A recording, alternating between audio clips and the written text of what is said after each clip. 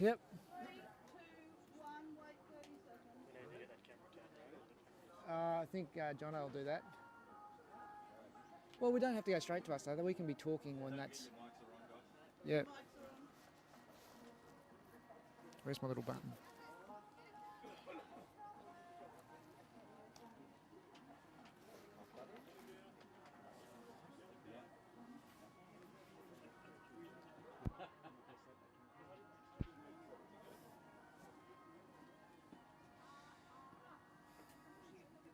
Check your lipstick here, Black.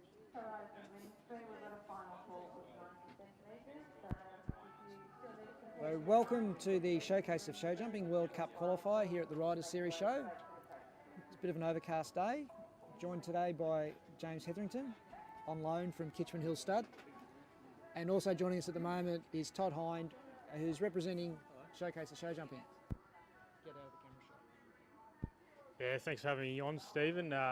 Good to get a first plug away too. But good to have you on too, Toddy, for the first few horses, mate. Tell us a little bit about the Showcase of Showjumping. We've had a bit of a change of venue this year to the SIAC Arena. What was the motive behind that, and how you think the event's going so far? Yeah, thanks Bruiser, thanks Lammy for coming on board yet again. A little bit of a change this year for Showcase. A few different changes this year. The World Cup Polo is running at the moment at the Polo Fields in Richmond. With that happening, we weren't able to run our normal Showcase event there. So Amber was kind enough to let us come on board with Riders Series to run in conjunction and hold our World Cup qualifier this year. Sort of an interesting situation with the two events that come from totally different backgrounds. Like the Riders Series has been set up by Amber and George, very much both focused on riders, not really aimed at getting spectators to the sport, whereas the Showcase shows have always been the total reverse of that, or about getting people to come to the sport. So it's an interesting mix to bring them together. Yeah, 100%. Amber and George's concept of the Riders Series has grown over the last 3 or 4 years, and it has built up to be a great event, which has actually attracted more and more spectators and followers of show jumping. And with Showcase this year, we've been able to incorporate the picnic baskets and the day of picnics at the show jumping. And I think we're claiming it as a world first pop-up World Cup event. For sure, 100%. I don't think it's been done anywhere in the world yet. So today we've got a bit of fun before the class begins. The riders have all walked the course. In a few minutes' time we're actually going to have a picnic race. Most of the talk in Australia today is about the Everest, but here we've got our own picnic race to run, and we're looking to have the first horse on course at 1:30. After the picnic race day, we'll get Rod Brown in here, former Australian national show jumping coach, and we'll get the drone on board to do a fly around of the course to give people a rider's eye view. But yeah, so a few things to happen beforehand. Yeah, crack field, isn't it, Todd? What's your tip, mate? Who you got lined up here today? I know you got an Yandu connection, but think outside the square a bit. A little bit biased when definitely. That's a really bad thing to say, Todd. The horses on form at the moment, Jamie Kermon and Yandu Oaks Constellation, coming off the win at Melbourne Royal, the World Cup there, and also the senior title at Werribee. But we also have a lot of other great in-form horses at the moment. Katie Laurie has 2 very good horses at the moment, came over from New Zealand. We have Billy Raymond. We have the young gun Tom McDermott. And there's also a lot of other horses there, Gabby Cooner, Casiago. It's anyone's game. Yeah, it's a small field, but definitely a lot of quality there, and should be a good class. Yeah, I actually thought you were asking about who he thought would win the picnic race.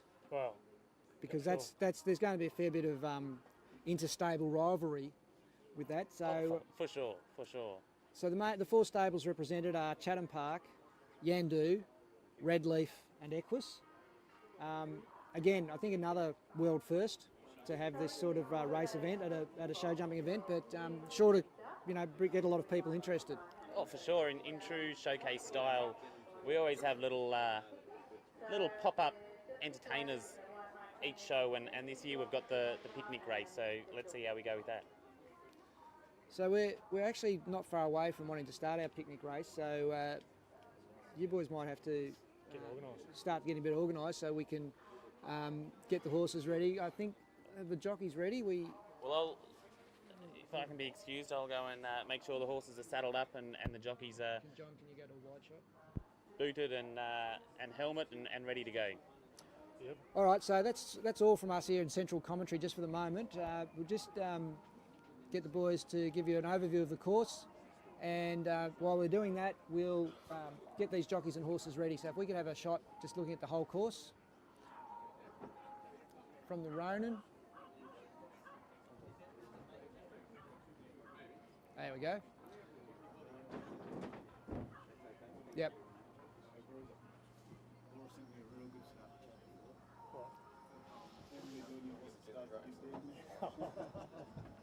Mm-hmm. Not doing the walk around, just leave it up there for a moment.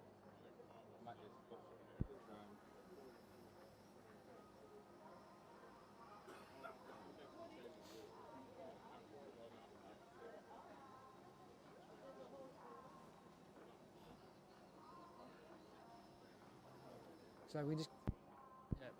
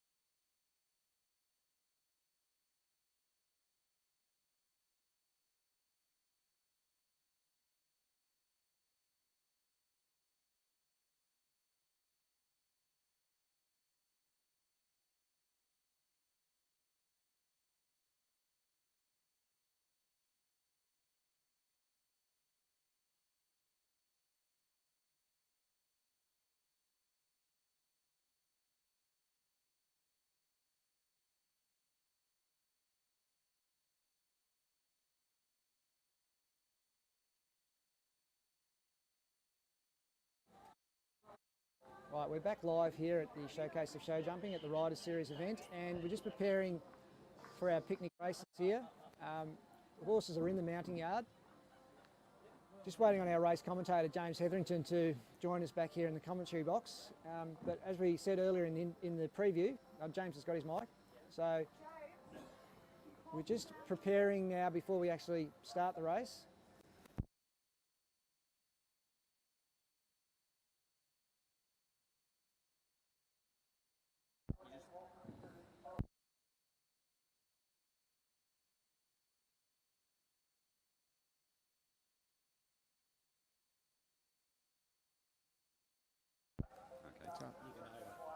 What number is it? 3.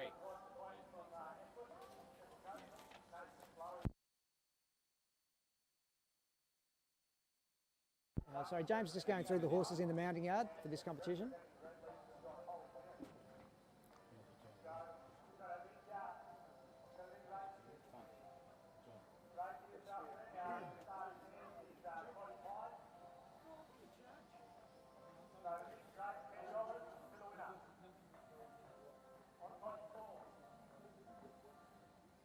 All right, we're just about to cross now to James's commentary, and they're away. Rod McQueen makes it big statement. Time, Holly.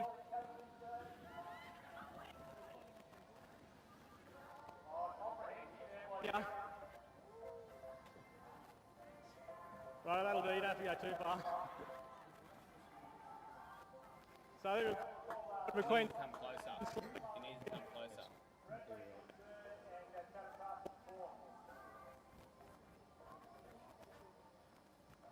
So we're having a bit of trouble with the audio. He's too far away. Later on. All right, so He needs to stay on this side. the audio, but it was all about the video. You're out of touch, mate. You Looked like Rod McQueen finished with a Harrison Owens impersonations there, jumping a triple bar at the end with the tip up. But we'll be back here. It's just on you.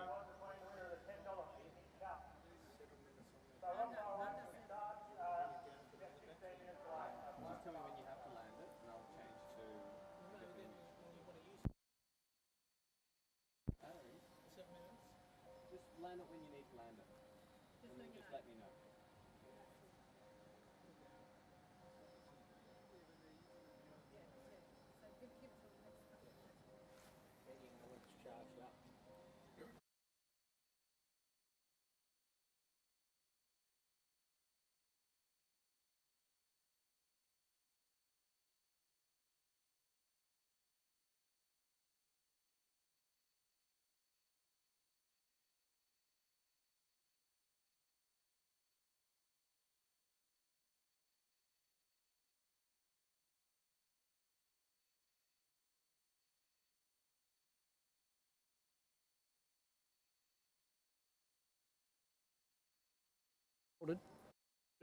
Carnage, Stephen.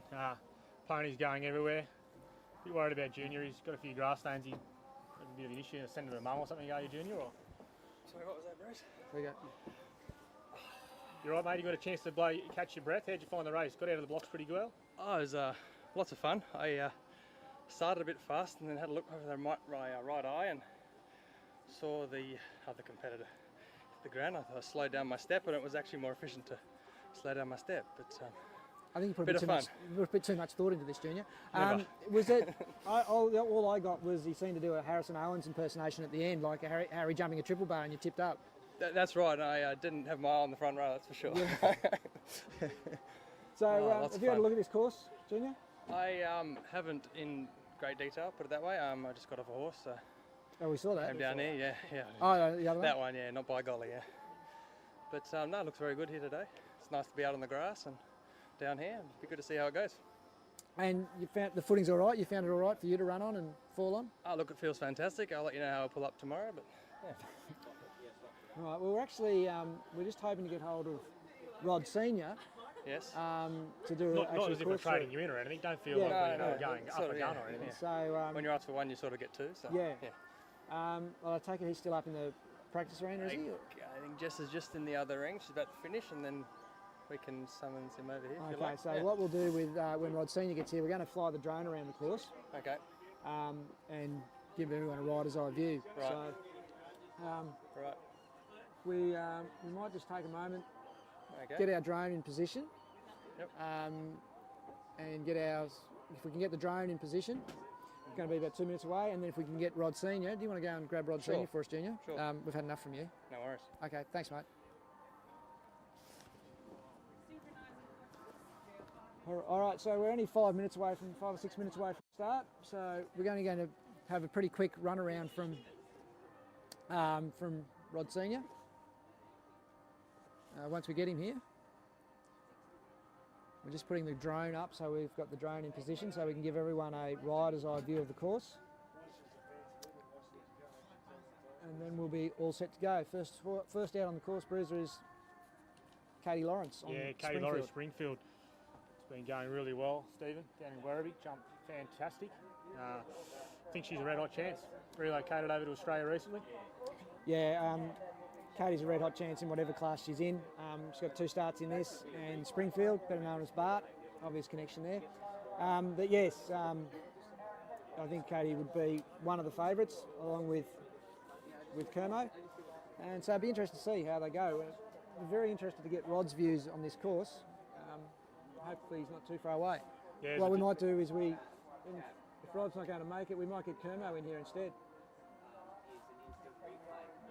Kerm, if you want to join us, we'll get your thoughts on on the course today. You've had a chance to have a look.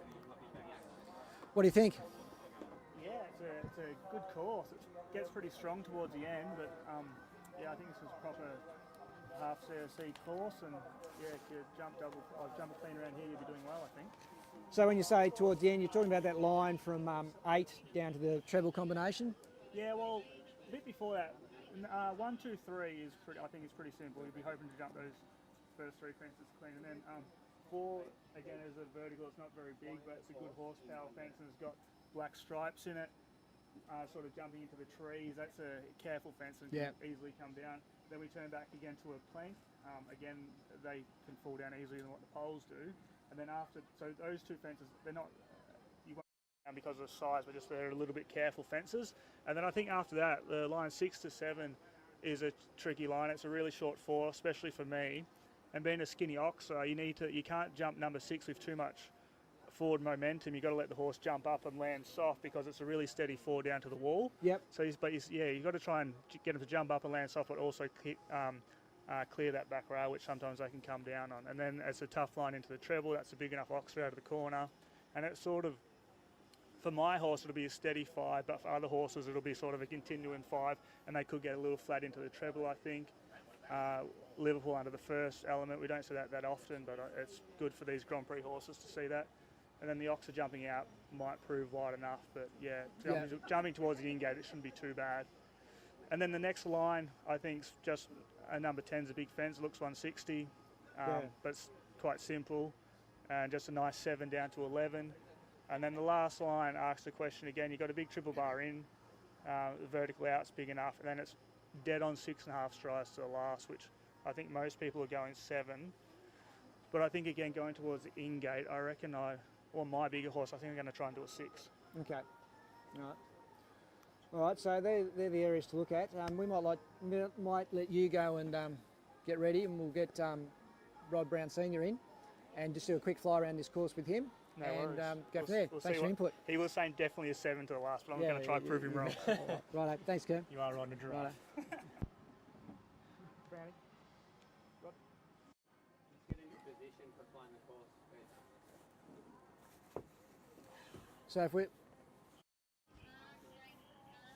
we're just going to do the, I think that's right, ready to go. So we're going to have the drone fly around. So if you look into there, you can see where we're going. So if you, you can put your glasses on. We're on air. Rod, or you just having your glasses? Yeah, we are on air, Rod. So, okay. If you can talk us through. So we're starting on fence number 1, and we'll need. Yeah, fence number 1, the pink oxer. Pink oxer, not to be underestimated, first fence. Then we turn to a line which I think we'll see most riders do 7, 2 to 3. Yep. We're not there So yet. we just need our drone horse to go a bit faster. I can't see We the drone. might have to. Yeah, We might have to abandon this because we've got our first horse on course. I think so. Yeah. So we might have to put the drone up. You can stay on air, Rod, and have a bit of a chat. We'll go through the course with you based on having Katie out there instead of the drone. So we'll just get the drone back. You want me to just talk in here? Okay, my perception of the course is there are several areas which I think are tough. I don't think there's going to be one particular area on this course that's going to cause problems. 1, 2, 3 is fair enough. 4 is not tall, but it's got the black stripes. which make it hard to jump. The new plank of John's here, I think the horses basically will jump it well. It's just different enough. Yep. Then we come to fence 6, which is the skinny oxer, and a very short 4 strides to the wall, which is very tall. Yep. Then we move up to the white oxer, not to be underestimated. You have to jump that oxer. I think the 5 is balanced to steady. Steady 2 strides, vertical to vertical, a little bit of a stretch coming out. So some of the horses may, have that back rail. Yep. Then we go round to the very tall vertical number 10. A slight bend in the line, but keep going in the 7 strides. Then our last combination, big triple bar that you really have to jump to a very empty vertical. I think will jump okay. There's the stretch. Yeah.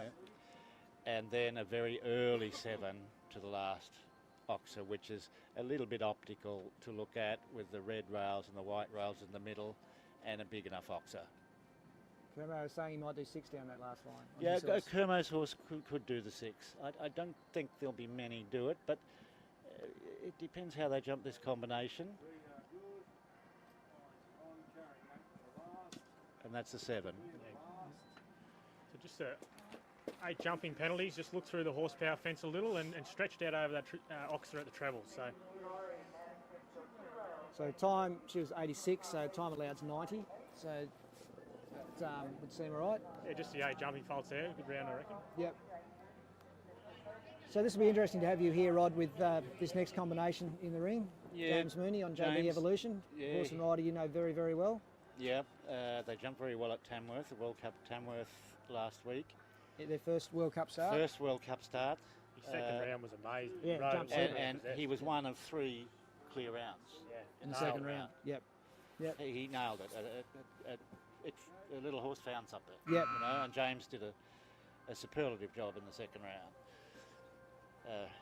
James was talking to him earlier. He said, "I'll walk the course first and then decide whether Yep. to start." He's obviously thought it's okay. He probably is a little bit concerned about the treble, Yep. but as I say, the little horse found something last week, and it wasn't an easy track. No. It was a big track.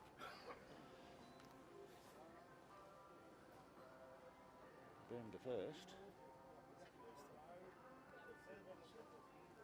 It's a nice start, isn't it, Rod? 1, 2, 3, 4. You get going. Good. This oxer here's not huge. 6. Oh, he's done 8.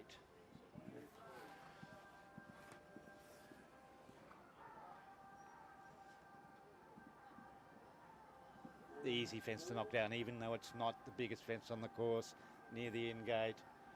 Yeah. That Those mafia optical rails, look, yeah. you know. James is riding it very well. He's not hassling the horse. Yeah, he- yeah.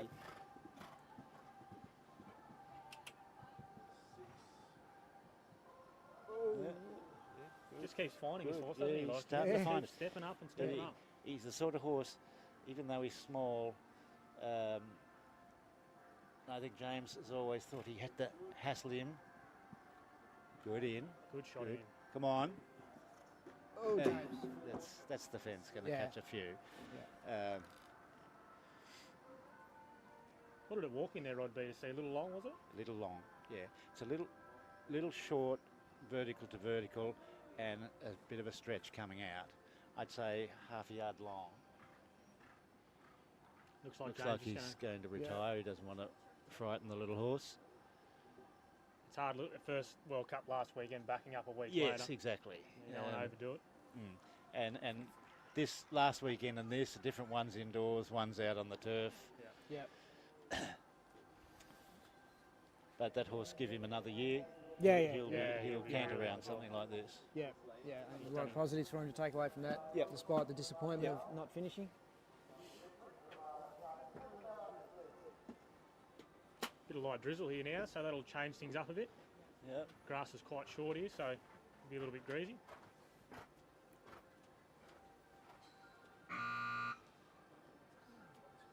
Third rider in the draw, Talara Barwick on Copperbella Verde. Yeah, this is a very interesting combination. I've seen this jump some very, very good rounds. And mind you, this is a big step for him too. He Yep. has jumped some big tracks. Very unlucky at the Australian Championships. He was jumping super and he landed after one fence and gave a buck and Yeah, that was tipped her off. very opportunistic of him, wasn't it? Yes, Sort yes. of, that was a bit out of the saddle, and he took full advantage of that. So hopefully she has a bit better luck today.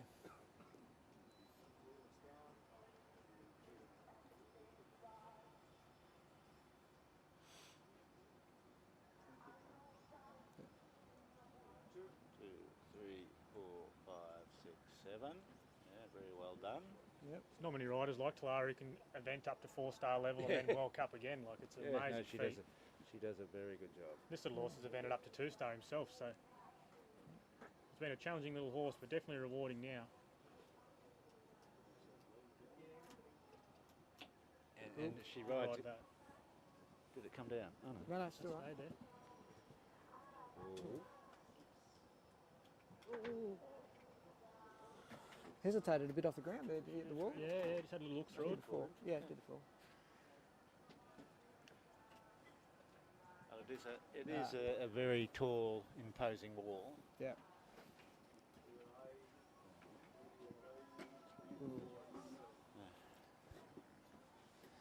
Yeah, I thought when I walked that combination it was going to be a bit of a stretch. Stayed there, 10.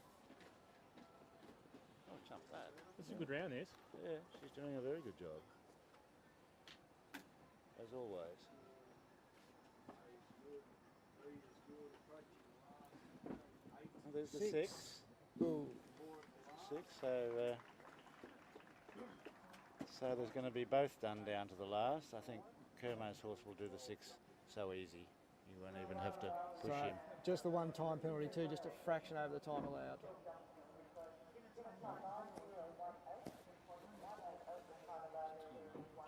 Yeah, you can go. All right, so Rod's just left us to go and help Tom McDermott with his warm-up. And that's as Aaron Hadlow comes into the arena on Val Invader. His little horse has stepped up. He had a very good Werribee and he's jumping really, really well down there. I don't know if he's that little. He's short enough, isn't he? I thought he was a decent sized horse. But yeah, I think Aaron would have been over the moon with these performances at Werribee at the Australian Championships. Jumped fantastically well.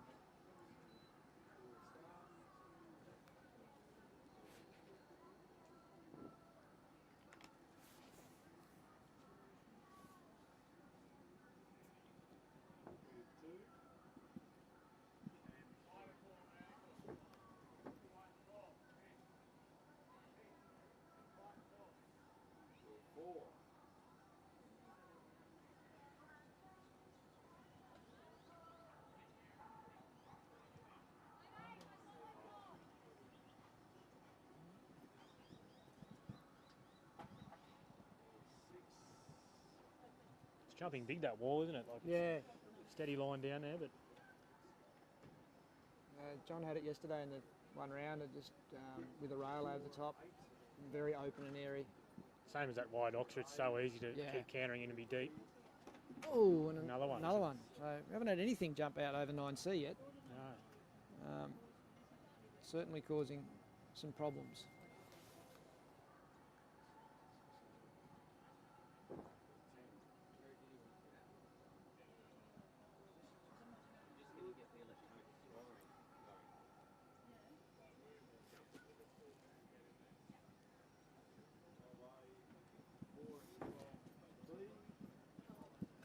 Another one to do 6 to the last, a little flat. Yep. So 16. His time was right. 4 rails. So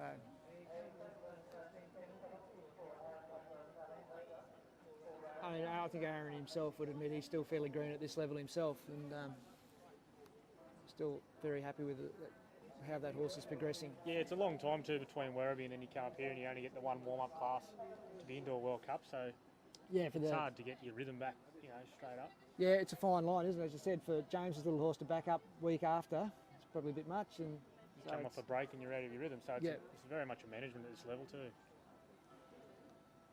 So next out, Stephen Dingwall and Cavalier Ludicrous. It's a horse that Stephen actually bred himself. Well, he bought the mare in foal, but always a big effort for someone to take a horse from basically from birth to World Cup level. Again, for a lesser inexperienced horse, it's 11-year-old, but hasn't done a lot. Jumped quite well at hasn't done a lot at this level. Jumped quite well at Werribee. He can jump a big fence, this horse. I remember one day at Canberra Royal, he jumped well over 1.80 m bareback on him, so he can jump a big fence. Yeah. Yeah. It's going to be interesting to see what he does coming out of the treble. Big scope Yeah. horse like him. Yep. He was Big disappointed stride. with that early fence. Oh, you can see from the view we had of that, he just leant right across it, didn't he? He's cut the corner and dropped his shoulder a bit.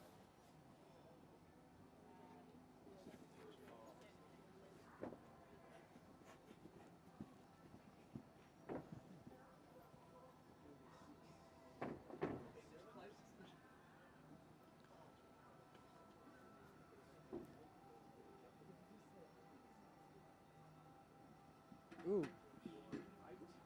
That's not the ideal approach, this combination. Yeah, it's a tough line that wide ox. They just look through it. And you want to be really riding it to get the treble, but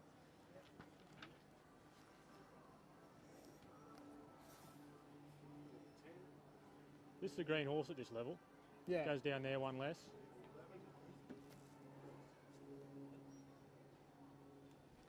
And a decent triple bar here. Yeah. Nice and deep. Oh.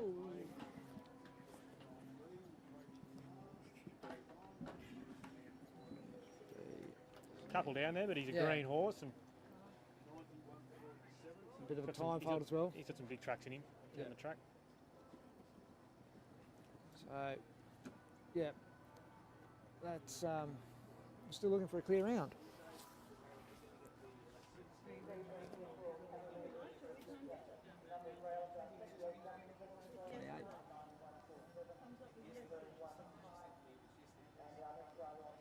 Well, the way it's riding so far, I mean, you can't wait to see a Constellation or a Bellini Star. I reckon it's really mapping like one of their classes, isn't it? Yeah, yeah, those big scopy. Scopy, Yep. but got to be a little bit careful in places. Yeah, yeah. Well, it's sort of kind of went through. It's interesting the different problem areas potentially for him compared to some of the others, but probably for Stevie Hill and Bellini Star is a bit the same.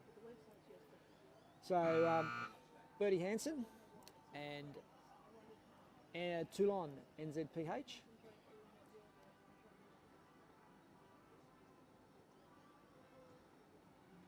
Bertie's a Kiwi national, now based over here, just up the road.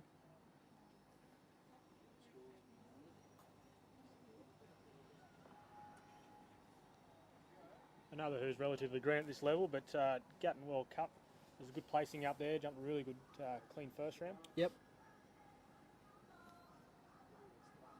So definitely got the experience to jump a clean round out in a big open World Cup like this.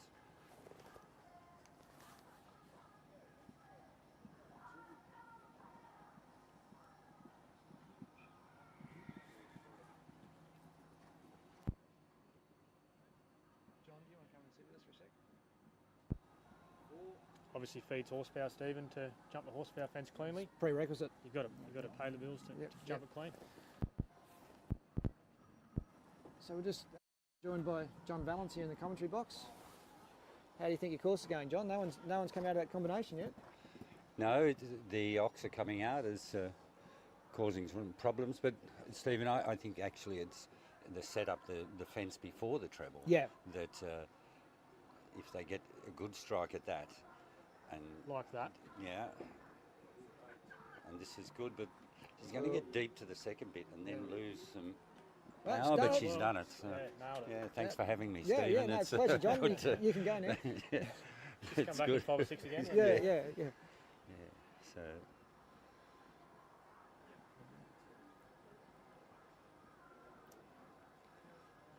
Still a bit, and this combination to the final line's also proven quite difficult. yes, yeah. Well, it's a very big triple bar. Ah. Oh, and that's. I think that's a broken rail, so I better go. Okay, thanks, John. Thanks, John. Well, that's very disappointing for Bertie. She was looking like potentially being our first clear. So the refusal at 12, rail at 12A, and then the refusal at 12B. Tough line to ride, that big triple bar. You want to be deep, so jump in the air and not sort of run through the vertical, but as you see there, maybe just a touch deep and hung up in the air to land on the back rail. Yeah. Fine line. I think you find a lot of the riders would have taken a fair bit of heart from actually seeing someone come through that combination at 9.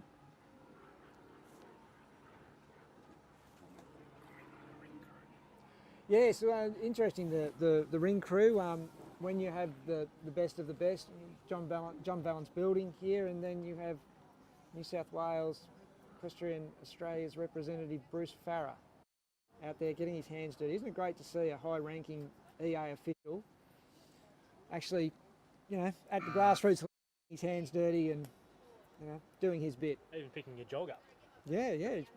I'm not sure if anyone's ever seen him break into a jog in the office, but certainly he's... Thankfully he can't hear us. Oh, here we go, Birdie's back on. And Okay. so I think she went to 7 there, and you need a big striding horse to make that a comfortable 6 down there. Yep. Those solid coloured rails are a little deceptive and quite easy to bump down. So that's bad luck for Birdie, really. Yeah, it is. She jumped a... Yeah.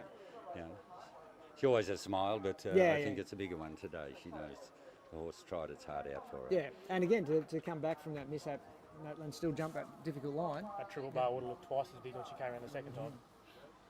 Yeah. Harrison Owens would have been quaking in his boots at the thought of it.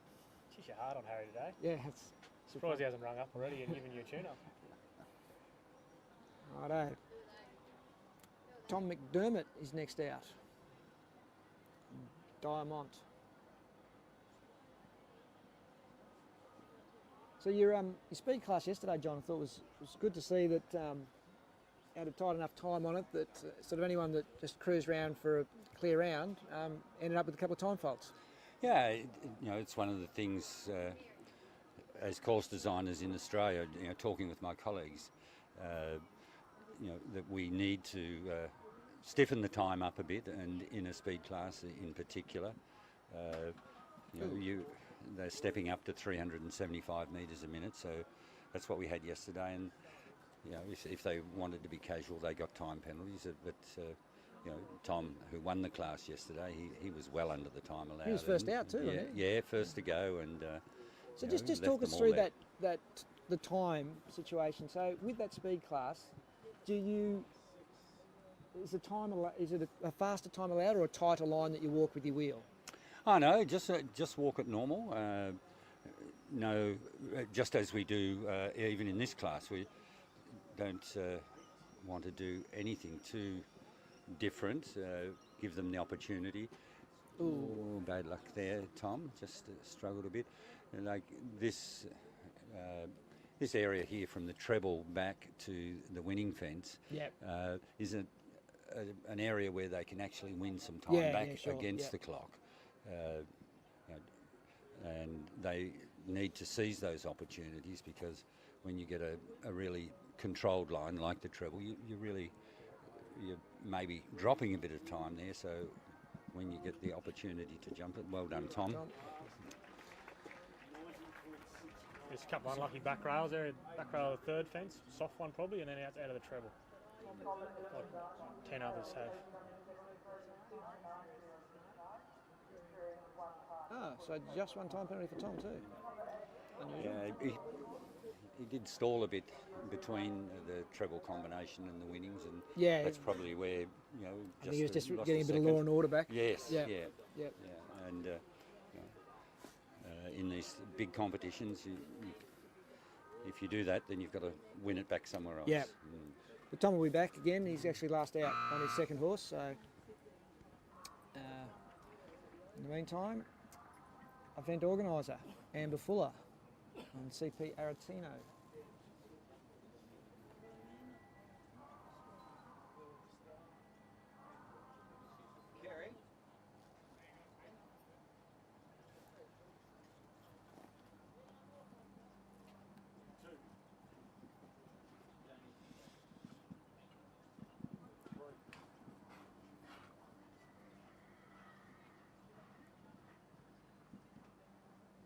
There you go, horse that's been fed his whole life on horsepower. No issues there.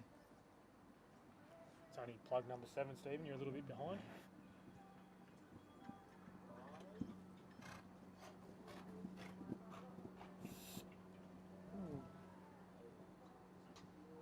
You're nervous for these sorts of rounds, John, because you might not get invited ever back here again.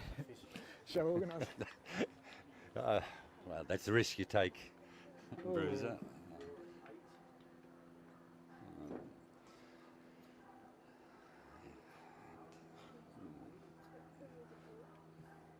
He was starting to take charge a bit. Yeah, Maritino. yeah, I think It's that's- unfortunate there for Amber.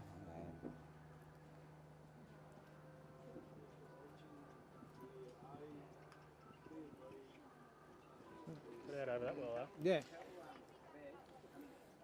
So Yeah, she'd regrouped and yeah. you know, so sort of demonstrates what that fence prior to the treble is doing to the horses. Yeah. He's a real horse for the future, this one, isn't he? He's a real He really has stepped up only just recently. Did well at the Australian Championships in Werribee.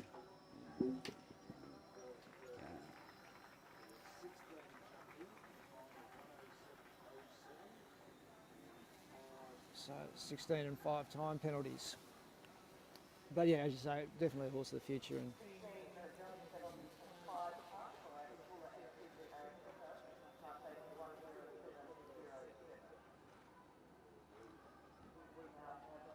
so now we have Olympian Ron Easy riding a horse that you know a bit about, Bruiser, Port of Call. Yeah, Port of Call, he had his first World Cup last weekend. Jumped very well. He's a really big horse. He'd be every bit 17 too. He's a massive horse. A lot of ability. There's not many better men in the business than Ronnie. He can, a greener horse like this, his experience takes over.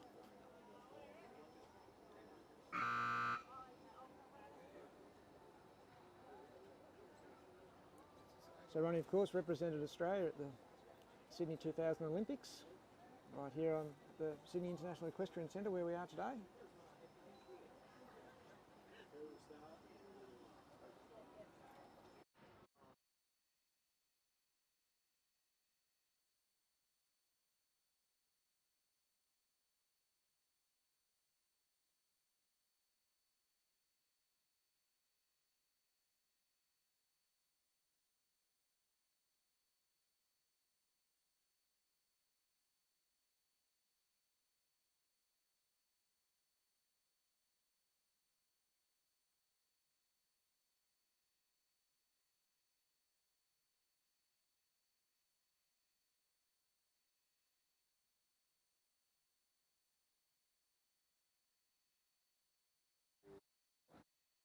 Right, so we're still waiting for our first clear round. Oh, geez, he's unlucky there.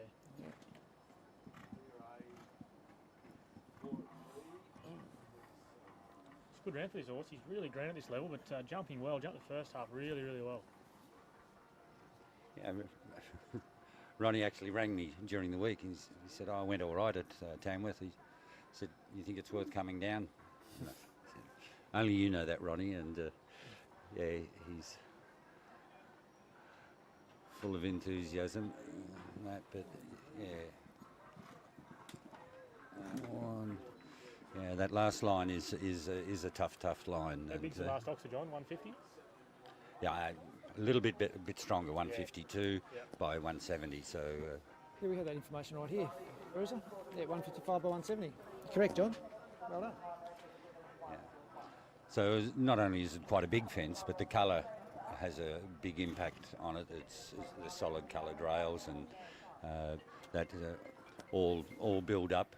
The double combination before with the big triple bar down to the vertical, and then the 6 or 7 strides to that last fence.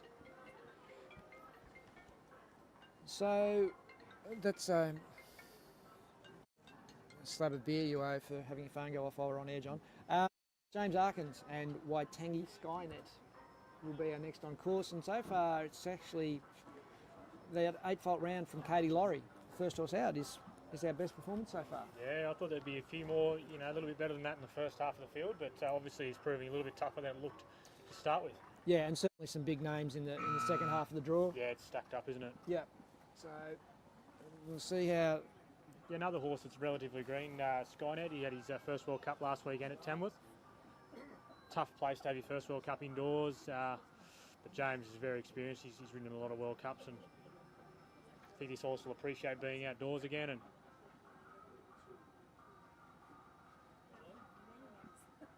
really looks good the first three. It's a nice start, and it starts to get tough now.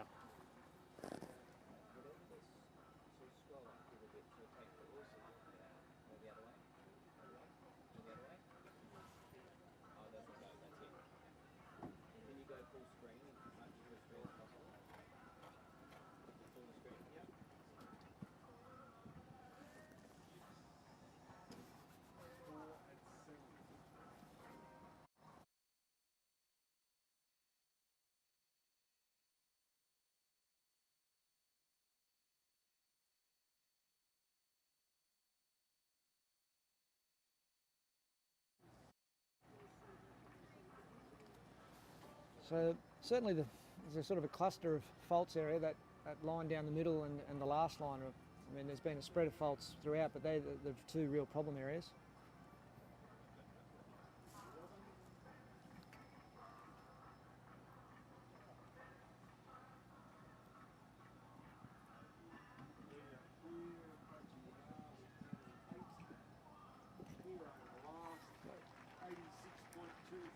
So 2 rails down. Yeah, 8 jumping penalties there. Yep. Clear at the time.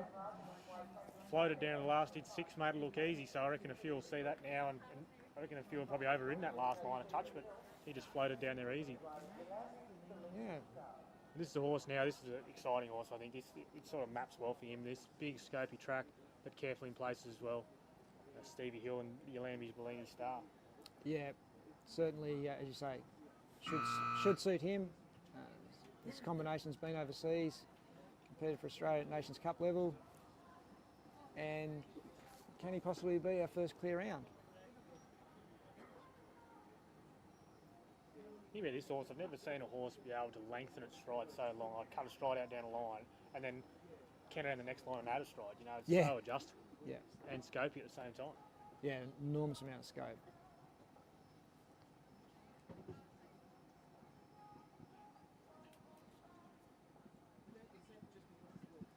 Like just floats down there in 6. Yeah. Like that's what it's meant to be.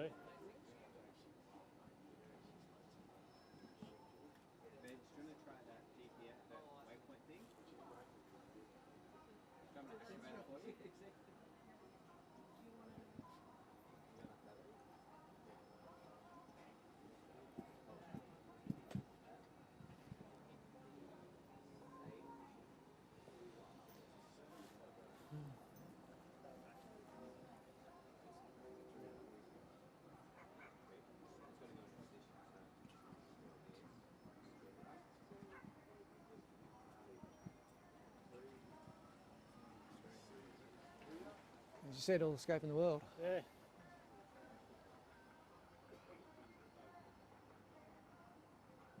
Careful vertical there and backed up well. Yep. Bit of a reorganise now, back to the triple bar. Yep.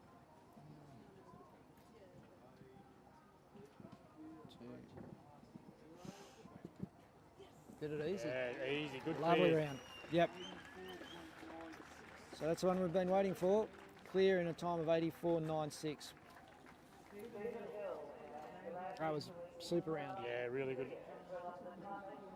Even down that line, that 8-9 AVC, like he was steady to the white and still had the scope to jump out over the oxen, you know, and that's the thing that, you know, a few of the early combinations probably just lacked, you know, that horsepower.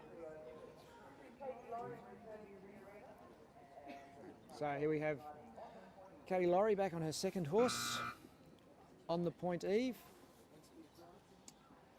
So Katie originally from New Zealand, moved over to Armidale earlier in the year. Set up base here in Australia with her husband, Jackson Laurie. Extremely competitive rider. Her father, Jeff McVean, competed for Australia, spent a number of years in the top 10 rankings globally. Been obviously a huge influence on her career.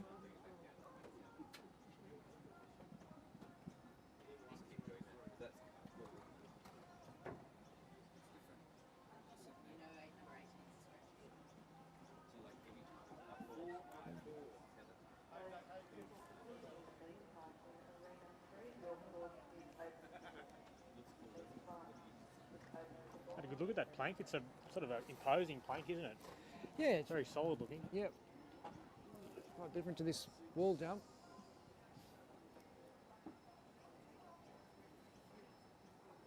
Got the drone on a GPS waypoint.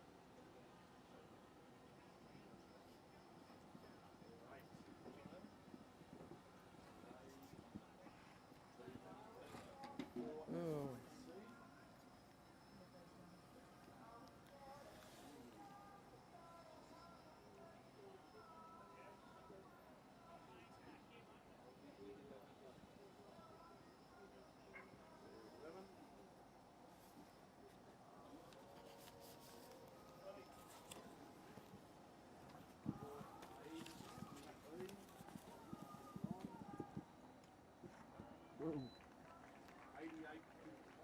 Oh, 12 faults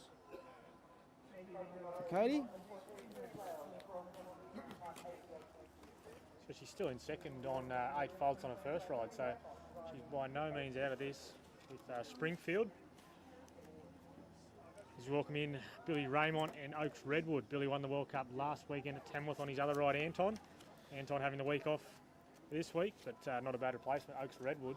Yeah, and Billy, currently leading the Australian World Cup points table, with the leading rider, and Anton the leading horse at the moment. So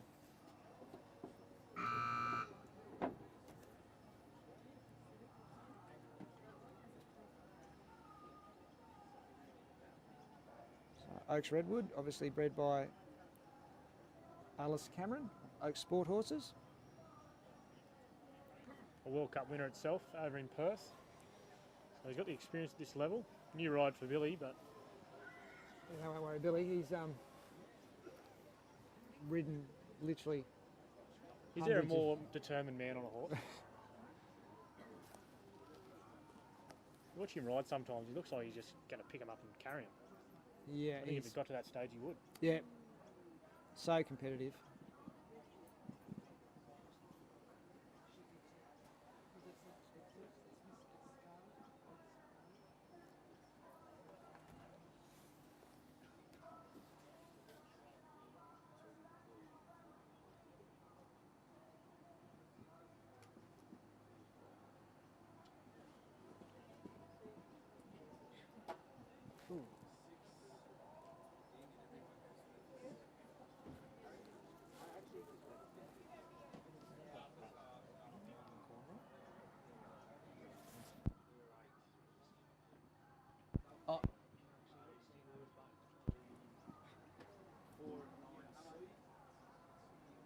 So the technology that we're using here, the camera setup and that, all courtesy of John and Kerry Winning. It's been used by them to film the 18-foot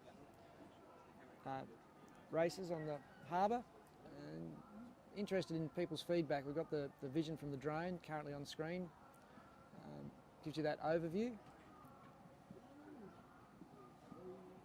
Billy. Just a full false. Another one to have C down. Yep. A really good round from that little horse. Yeah. So he's by no means out of it, 4 faults. No, He's going to be quick in the jump off, we know that. Absolutely.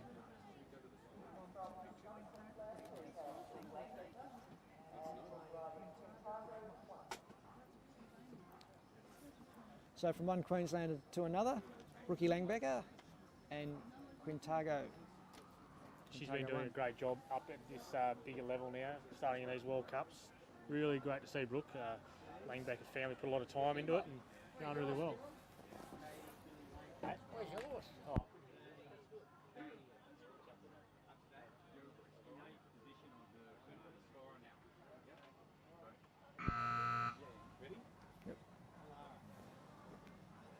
So as we have a bit of a recap and look back, our only clear round, Stephen Hill and Yolambi's Bellini Star.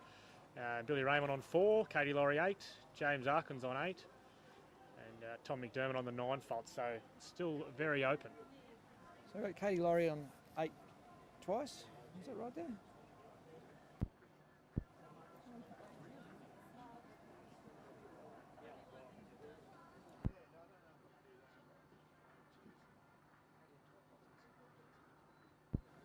All right, so we're back. We'll go back live to Brookie Langbecker's round.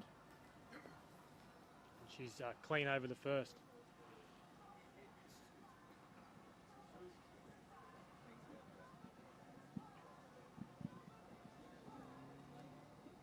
Remember seeing this horse in the stables at Yarn Topses before he was brought out here to Australia a number of years ago. Brooke's been, as you said, doing a great job with this horse.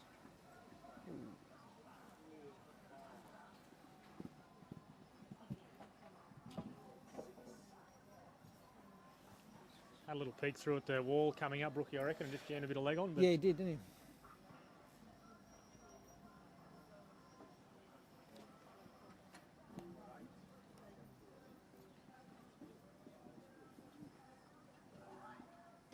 Oh, scrambled over C. yep.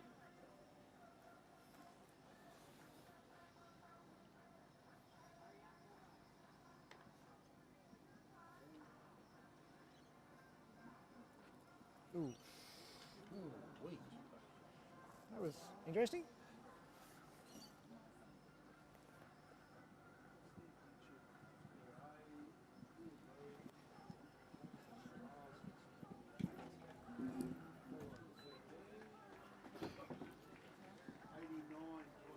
Just under the time allowed. 12 jumping penalties. She might be disappointed with that. It's a big class for her. She hasn't been jumping these big tracks that long. I reckon 12 faults around, that's pretty good for Rookie. They're certainly not a disgrace, that's for sure. No, it's still right up there. It's proving a really tough track. So I'm hearing that our last in the draw, Tom McDermott, and his second right's actually scratching. So we've only got 3 to go in this first round. And that's been Katie Hinchin, who's come off a sensational result last weekend in Tamworth. Yeah, she was unlucky last weekend. She rode 2 really great rounds. She's had her first World Cup at Tamworth last year, actually, so she's had 12 months at that level now, so Yep. she's starting to really furnish. Finished second last weekend to Billy on this little horse. On a horse Billy used to ride, so Yeah. I bet she wish she could have got one round him. He just gets better and better, this little horse, the more, the more he steps up. And Kate, based here at Chatham Park with George Sanner. So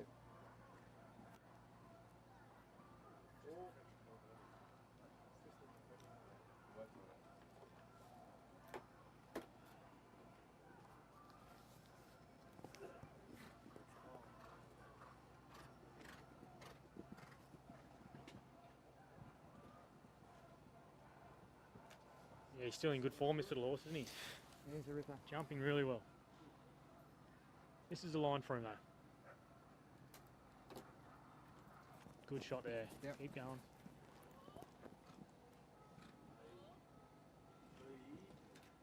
Oh, couldn't have written that any fantastic. better. Could not have written it any better. Got herself back nicely, just Yeah, tall and she done a vertical, good job. composed.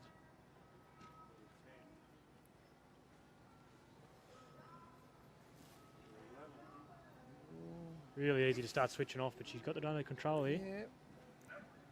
Time could be tight. Ah. What a Jumps great to round. last. And she's right, time-wise. Just the 4 faults there. That's a great round coming off the That back of was- last weekend. yep. Really, really good. Very impressive.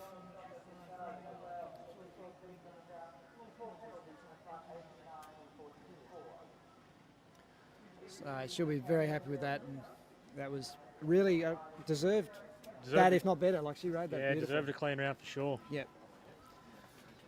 Gabby Kuna and Sarah Casiago.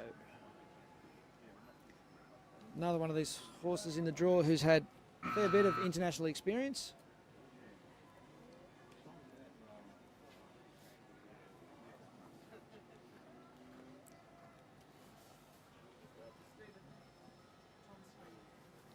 So just confirmation there from the judges box that Tom McDermott is scratched. So Gabby's the second last rider to go. And then Jamie Kermond will be the last in this first round.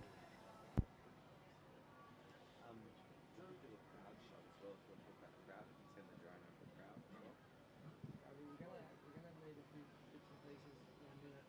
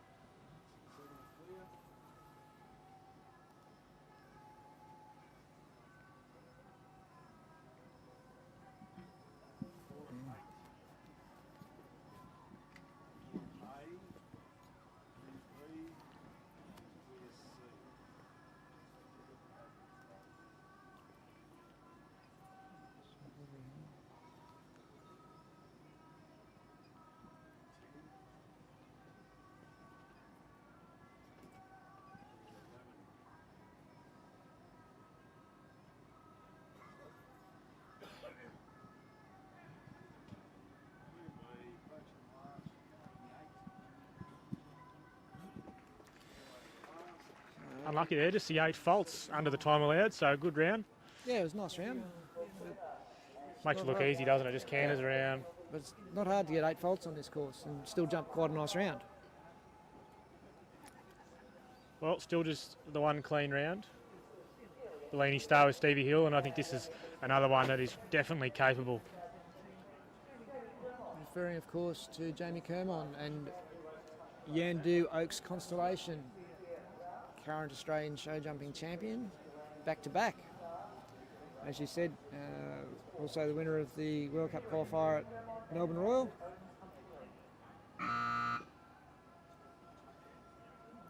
Didn't go to Tamworth last weekend. As you said, the management of horses at this level becomes quite a big part of what happens, and Como electing not to go to Tamworth. Keep his horse fresh for this weekend.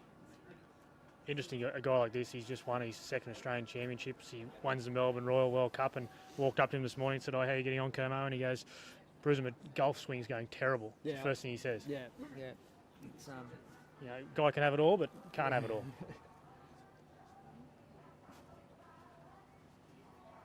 That's obviously the other issue he's got in life is supporting Geelong Football Club. It's going to be full of disappointment for him. One grand final and you're talking it up already. Yep.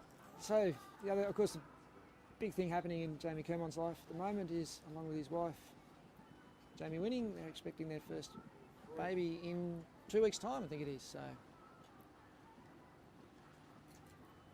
he's going to have more to worry about than golf swing then.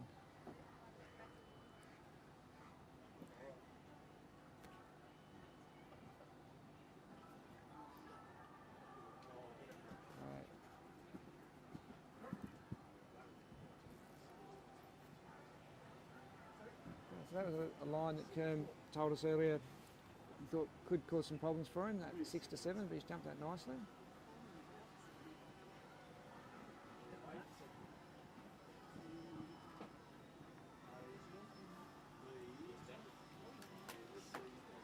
And again, all the scope in the world coming out, it makes all the difference.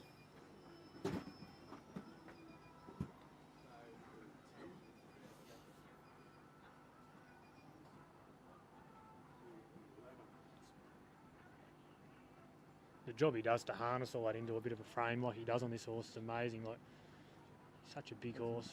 Can do the 6th to the last? Or nearly got there waiting. Another clean. That's how it's done. Just sneaks under 89.49, so just under the time allowed. All clear for Kerm, just under the time allowed. And so people could be forgiven, Bruiser, for thinking you know what you're talking about, because the 2 clear rounds, I think, were the 2 clear rounds you suggested before the class started. I wish they had sports bet going again on the show jumping. It could have been a good day again. So we'll just have a look at the scoreboard while we discuss what happened. Must have jumped well. Woody's walked out and given it a sugar cube. So yeah. He's an integral part of the team, Woody. Yeah. His knowledge of the horses, and that plays a big role. So, as you can see, Stevie Hill and Jamie Kermon at the top of the leaderboard. Now 2 clear rounds. Yeah, then we got Billy Raymond on 4, Kate Hinchin on 4. I reckon they'll be really quick in the jump off. Goes down to Katie Laurie on 8 faults. James Arkins on 8. Katie Laurie on 8 again. Tom McDermott on 9. And Brookie Langbecker on 12. So there's our top 10 through to the jump off. I'm just questioning that second one of Katie Laurie's. I thought Katie had 12 faults on the point, but we'll just check that with the judges. Our results, scoring obviously is unofficial. So there's, pretty sure there's going to be a rewalk on this course because there's some major changes happening. So we'll attempt to keep you up to date with what's happening and maybe talk to some of the riders, get their views on how things went. David Cameron's there, obviously very interested spectator, a former Australian show jumping champion. Another one who's gone back-to-back Australian show jumping champions. So we might try and get David in here to get his views on the first round.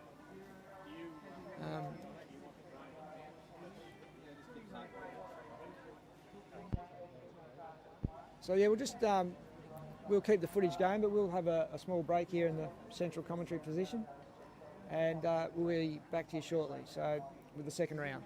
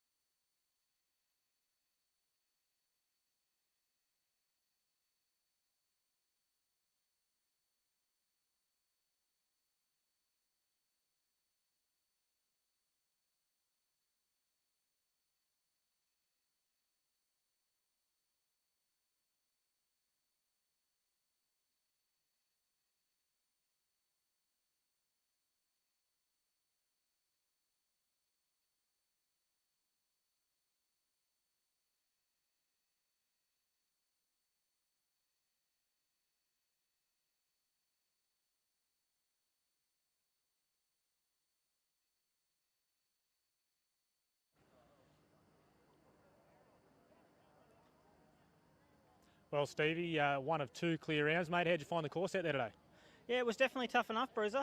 There was plenty to do and plenty of scope tests and a lot of careful fences. Yeah, your mare jumped well. She looked to really settle in the first half, and then by that scopy line 8-9 OBC jumped really well. Yeah, she felt really good. I was a little quiet at the first and sort of kicked myself a bit, and once I got going, then she was really good. Yeah, for sure. Do you find, like, after your overseas venture that you find these classes easier to ride in now? Yeah, definitely. There's a lot of experience gained by overseas, and that all helps with these sorts of classes. Righto, so you're one of two clear rounds. You've got Jamie Kermond up against, none better than to be up against and the jump off of him. How do you ride these second rounds? Do you go out and have a bit of a crack and put a bit of a time on the board, or you just see what happens? Oh, well, Kermo's before me, so we'll just see what happens, and with any luck, Kermo doesn't have as much luck as I do, but yeah, we'll just see what happens. Kermo's one of the best in here. Yeah, for sure. So see what he does, and I mean, if he sets a bit of a time, you got something to beat. If he jumps clean and sets a time, mate, you got to chase it. Interesting to see a couple of conquistadors too, isn't it? Like, big, rangy conquistadors. It was sort of a track built for them, wasn't it? Yeah, it was. It was sort of a couple of steady lines and a couple of big open ones, and jumping out of the treble was tough enough. So yeah, the scope really helped. All right, mate. Well, thanks for that. We'll let you go and walk the course, and good luck in the second round.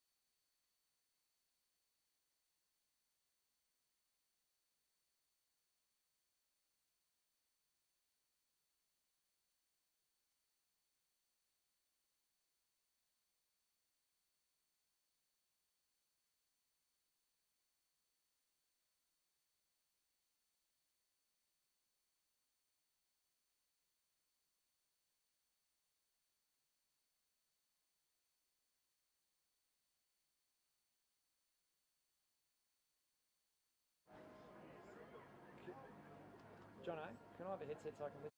It was a good track for him because there was a couple of testing oxes, but there was also a couple of tricky lines where probably the last 12 months ago he would have struggled with, like this 4-stride line. Normally that would be like I'll be swinging off his head the whole way down, but he jumped up over the ox and really weighed, and I was able to put my leg on again at the wall. So yeah, I was wrapped with how he went, but I think Stevie's got to sit in the jump off. So yeah, I don't know. I'm not sure what to do in the jump off yet, Bruiser. Not sure what to do. Yeah, it's amazing. Like, you've done an awesome job harnessing him, isn't he? Like, it's just harnessing your jump, isn't it? Getting it together. Like, he's got all the jump and scope in the world. It's just those steadier lines, isn't it? Yeah, it sure is, and he's got a big stride, but when you make him shorten, he does shorten now, but he's quite slow. Like, his stride doesn't get any quicker, so it's hard with those kind of courses where it's not the biggest arena, and you sort of got to ride him quiet and you give him a good ride. But it takes a little bit more time. I was lucky I got under the time, which was good.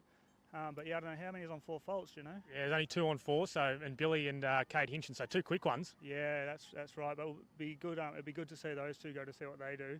But Stevie's mare, it's the same as this horse. It's had a prep in Europe now, and it's then had a spell, and it's come back better and bigger and better than ever. So now hopefully one of the clean rounds can win it. Right, what do you do? 1 or 2 clear rounds? You just throw it all out, have a crack, and try and go as quick as you can, or you just try and be a bit cautious and just hope he has one down after you? Yeah, well, Stevie's horse, you can't really try and beat him on speed, because I think if I go really quick, he can go quicker easy, and then if he goes quick, his horse jumps. The quicker he goes, the harder his horse jumps. But I'll see how quick the 2 4-folders go before me, but hopefully be around their time, so if I have one down, I can hopefully be around the same time as them, so I might be able to get them, then just see what Stevie does. Yeah, just put the pressure straight on him. I reckon maybe we'll do that. We'll have a crack. Go and start trash talking now. All right, mate, thanks very much. Good luck in the jump off. Thanks, James.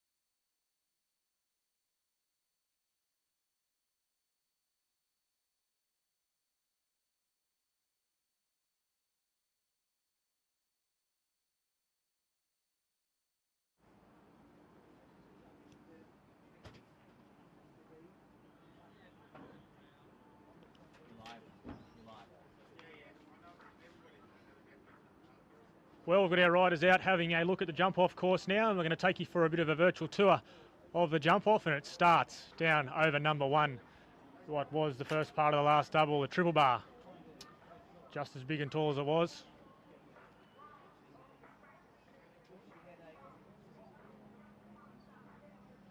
So over 1, the triple bar, down the last line to the big red oxer again. We then do a left-hand turn on 90 degrees is the horsepower vertical. Definitely going to be a bit of a sucker vertical into the corner there. Stands at 150. We then roll through the corner. This will be where you can save a little bit of time and turn back to the big imposing plank at 4. See there, you turn up nice and tight, tight as you like, back to number 4. Then it's a right-hand bend, as it was in the first round, to the skinny oxer number 5. So you can afford to be a little bit more direct this time to number 5. 5, it's a right-hand turn back to number 6. A and B, the old part of the B and C of the treble. So again, plenty of turn up and keep cantering down to the double. That distance going to ride a little bit easier now with the not having that first part in, so you can jump 6A and B. And then it's a roll back to 7, a big open vertical, big open blue vertical. That's going to be a tricky fence in the jump off. Plenty of momentum up by then, and as you can see, the 1 rail right at the top and 2 down lower. From 7, we roll back to number 8, the Liverpool. Very, very wide, this oxer. And off a short turn, you can turn up inside the pink oxer back to number 8. Inside there, I think we'll see most combinations coming there. And as you can see, as we fly over the top, that oxer number 8 is really wide. So I think we're going to see a lot of that back rail coming down. And it's a long run down to the last fence, a 160 plus vertical, and through the finish. So with the 2 clear rounds, there's going to be plenty to do in the jump off. 9 fences. Just having the rewalk now, and we're about 5 minutes away from our first horse back on course.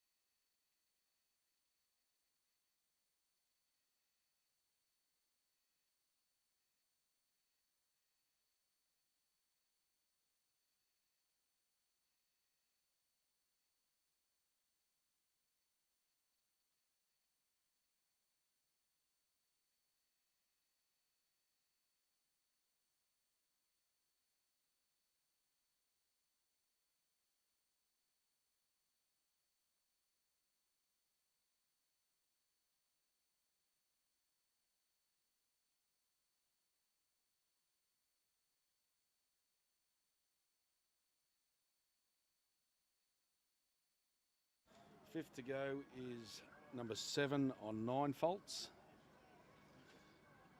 Sixth is number 16 on 8 faults. Seventh is number 1 on 8 faults.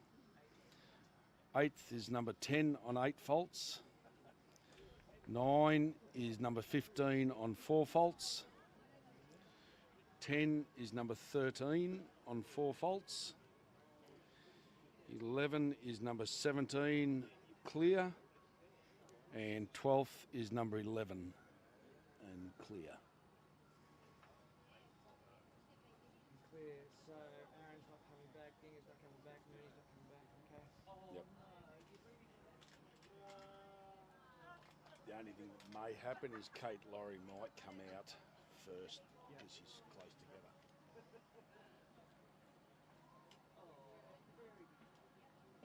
So do we have sound? So far away from a start in this second round, and we've got a few scratchings or a few riders not coming back. James Mooney, Aaron Hadlow, Stephen Dingwell, Amber Fuller and Ronnie Easy have all decided not to come back. So first out at this stage will be Talara Barwick. However, I understand that Katie, with 2 horses in the draw, might be one of the first ones out, but certainly the highest number of faults going into the second round is Talara Barwick on 13 penalties. So we won't be too far from the start. We're going to do a crowd. Look at the crowd now with the drone if you want to talk about that. We're going to do the crowd thing again.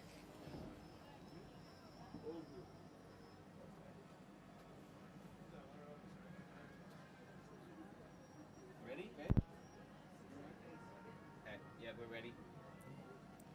So I've just got the drone back up, having a look at the crowd. People enjoying their picnics here. The world's first pop-up World Cup qualifier, Bruiser. Yeah, got a good little crowd here too. It's tough to, have it here. It's not like it normally is at Showcase. We get the massive VIP tents and stuff, but a good little crowd, and I think the picnic concept's been picked up well. Yeah, it's probably a shame it's not a glorious day. It was a beautiful day here yesterday, but at least it's nice and cool for the horses. And we should be starting again this next round not too far away, although I don't think anyone's jumped the practice bench yet, so we might be a few minutes off still. So we're going into this second round with 2 horses on 0 faults, being Yandu Oaks Constellation and Yalambi's Bellini Star. Then we've got 2 4-faulters, Katie Hitchin and Billy Raymond, first and second from last weekend. And then the 8-folders, Gabby on Sarah Casiago and James Arkins on Waitangi Skynet. 9 faults is Tom on Diamond. And then 12-folder is Brookie Langbecker. And then Talara on 13.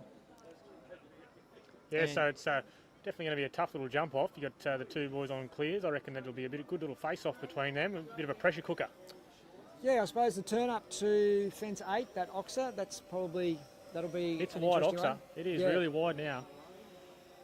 And certainly that's probably Kermo's trademark on Napa is how tight he can turn up. So it'll be interesting to see how we go there. So they're starting to get wound up there. It looks like they're jumping about 1.10 metre vertical, so we shouldn't be too far away. All right, we might just put the drone back up to get a course overview if we can go right up above. We want to do it right up above, looking down, overview. So riders and horses obviously carry their faults through, and in the if there's an equality of faults, it will be their time in the second round that decides the placings. So there's the overview. I've sent the drone up.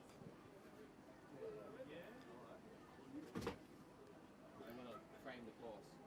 So unfortunately, we don't have all the technology. It'd You be don't nice have to the be little line that no, goes around, I'd Lindy, like to be like- able to draw a line. That's a real drop of the ball. It is, isn't it? But that's something we'll work on for next time, because it would be good to be able to sort of overlay where we were going. But yeah, as you can see, plenty of water's been put on this arena. You can see where the water's gone and where it hasn't. So people here at SIAC have done a great job in preparing the surface. And the rain's just holding off here. It's dark and gloomy, but little shower, but nothing too much. I reckon we'll just get this class out, and the next class will be a bit wet. And what about up at Gundy, James? A beautiful Kitchener Hill stud. Have you had much rain up there? No, not much rain up there at all, Stephen. About 7 mils. This live streaming broadcast obviously brought to you by Horsepower Feeds and Kitchener Hills at Scone, the home of Saboog. Home of Saboog, who's fed on horsepower, so it's a lovely tie-in. No, it's definitely dry everywhere, isn't it? There's been a good rain up in the northwest, but down here in Sydney, it's well, it never looks dry because it always looks green. But you guys get a bit whingy when it's off colour of green. Yeah, well, we're used to the off colour of green being from the frost, but yeah, Ronnie Easy was saying yesterday he usually does a lot of work this time of year carting grain up around the in the grain belt, and said that he's virtually got nothing to do. There's just the grain's not coming off, so it doesn't augur well for feed prices, that's for sure. No, that's right. Right, so.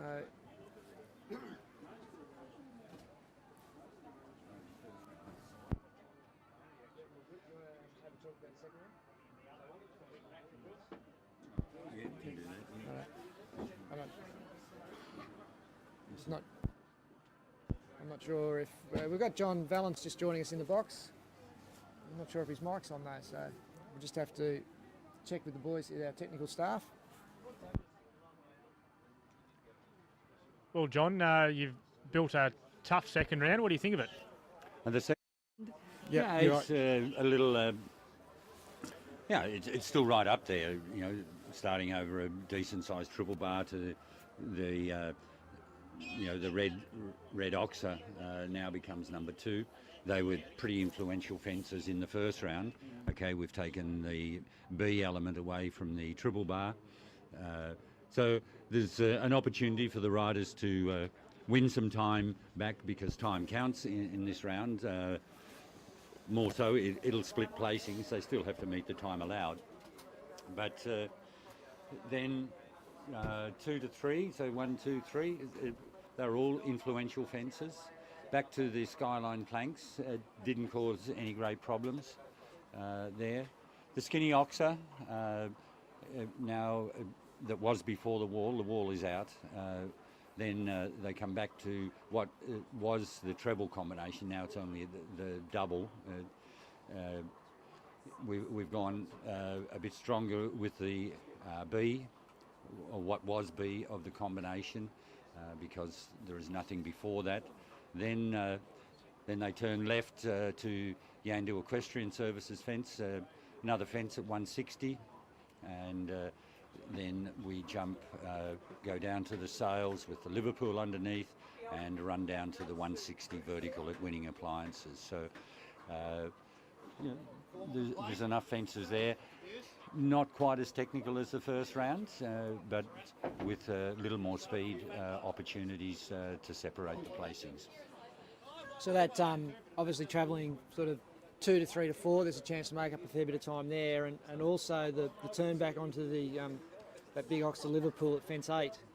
Yeah, certainly that's going to test them. That's sort of a rider line. They'll know where they can turn back to that with their horses. It's not dictated to them at all. That's they can dare their horse and turn short, or they can give them a comfortable ride to it. But if they get too comfortable, they may end up losing out on the time. So we're about to start, it looks like, and our first horse out will be Katie Laurie on the Point Eve. Now, she's not officially first in the draw, but with 2 horses in the draw, Katie's starting. So she's got time to prepare on her second Mount Springfield. So on the Point Eve, 12 faults in the first round. So this will be our Pathfinder. So carrying 12 faults.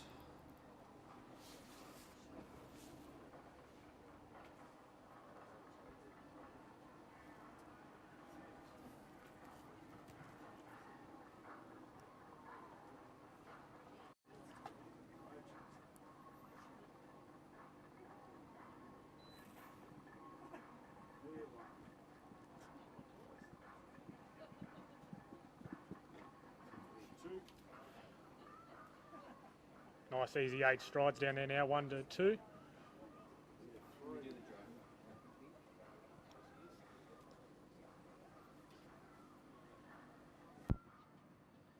can we get the Ronin on the screen, boys? Whoa. Whoa, so... Unfortunately there, just a bit of a dismount at number 5. Yeah, so... That's elimination for Katie. Unfortunately for her, so... We'll now move on to who should have been number 1 in the draw, Talara Barwick and Copperbella Verdi. Yeah, jumped a good first round, has 13 faults carrying through.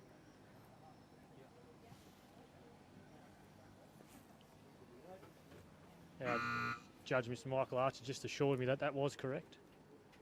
It's always nice to get official confirmation. Yeah.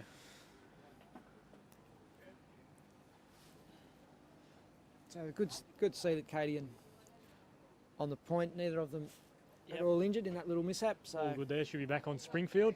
yeah, and I can guarantee you one thing, having that dismount will not affect her in the slightest. She's one tough competitor.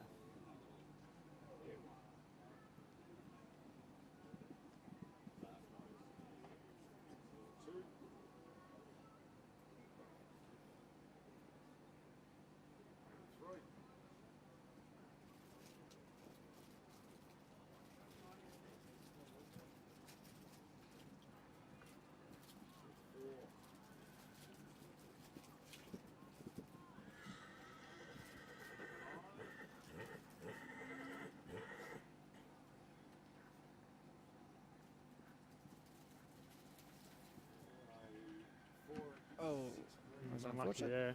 Yeah, it's going well. Just a long run round here, isn't it? It is, 6 it over. is.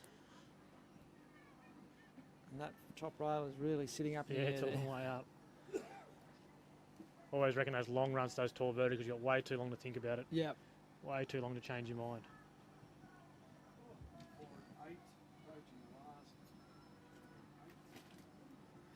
Yeah, 8 faults in the second round. 68.72. So 8 jumping in one time there for Tal. And big smile on her face, she's pretty happy with that.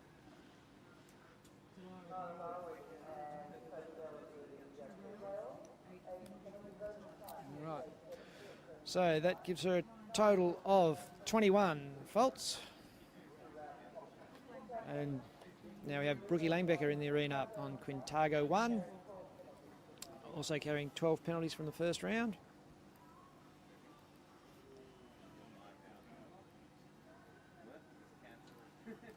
Total of 22 actually, Stephen. Your calculations are a little off there. 13 plus 9. Oh, I didn't get the time fault. Yeah, time Sorry. fault, mate. Attention to detail is massive in this game. That's why I have a sidekick, just for the odd such occasion. So the time on this course, on this second round, Now you're worried about the time. 68 seconds, so was just outside the time allowed on 68.72, that one time penalty.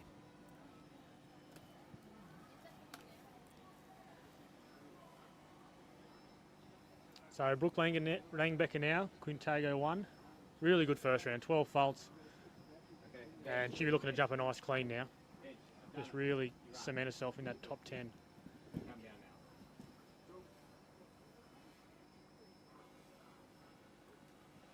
Now it's a little more open, a few fences out will help this horse. He can just sort of roll along at his own speed. Yep, I think you're right there, Bruiser.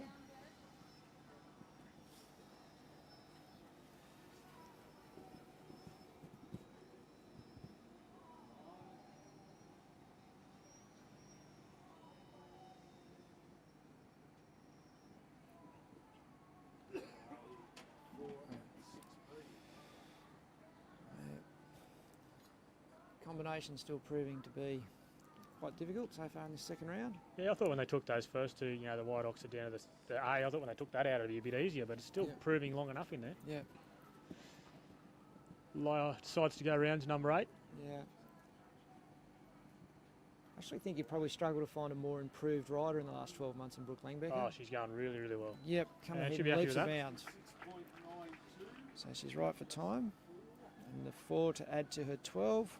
So that's 16. Of course, I'll wait for official confirmation from James on my additions. Yes, that's correct, Stephen. Well done. Okay, glad to hear it. Probably should have got Ruby in to do the maths for us. Hopefully she gets tutoring off Mel, not you. Yeah. All right, so now this was one of the rounds of the first round. Oh, desperately unlucky. Desperately. So here we have Bertie Hansen.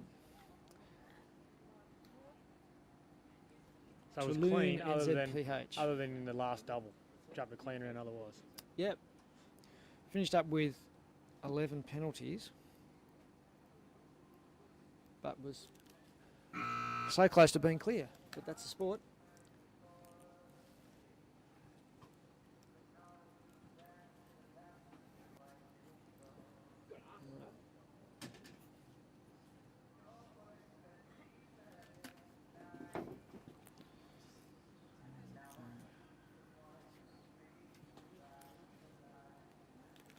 All right, Bertie Hansen, what can she do?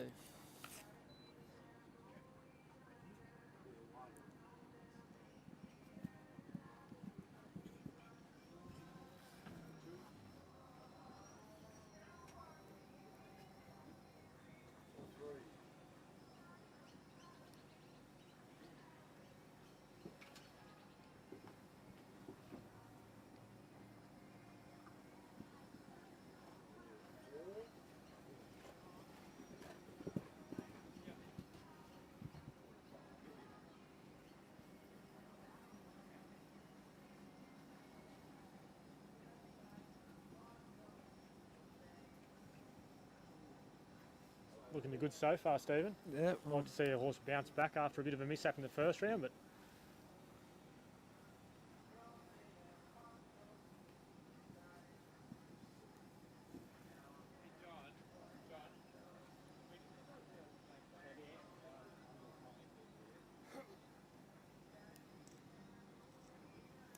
Rattled that. Wow, great good job. clear round. So, one time penalty. That's bad luck, but One time, so that gives her a total of 12. But you couldn't blame Bertie Hansen for going home tonight thinking that this might have been the one that slipped through her fingers. yeah, because it's got away a bit, isn't it? Yep. Just great round in the first round, other than that little mishap, and then turned around and jumped it all again. The smiling at Pat though, Stephen, I don't think she really cares. No. I think she's quite happy with the 12 folds. All right, Tom McDermott. Tom's just asked the round officials here just to check the planks. They were sitting a bit askew in the cup. Tom and Diamond, 9 faults in the first round. So he had 2 down and 1 time penalty. What can he do?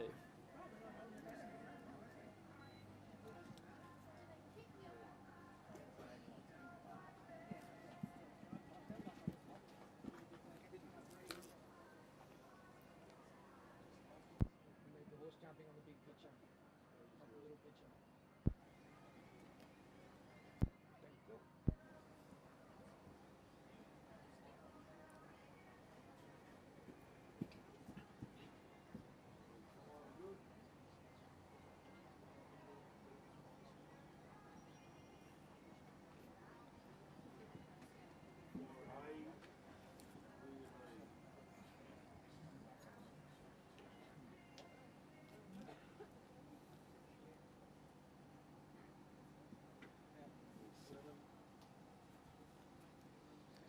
Tom's the first one we've seen come in there. Gets away with it.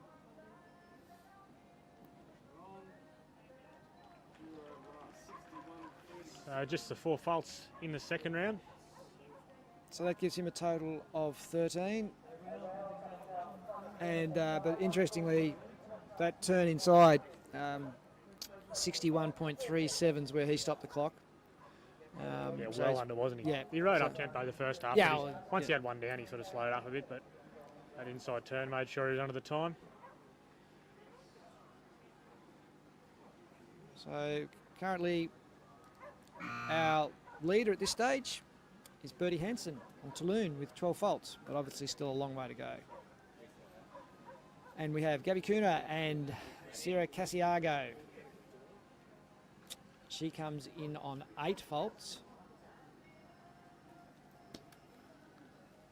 He just had the wide Oxford in the first part of the treble down in the first round.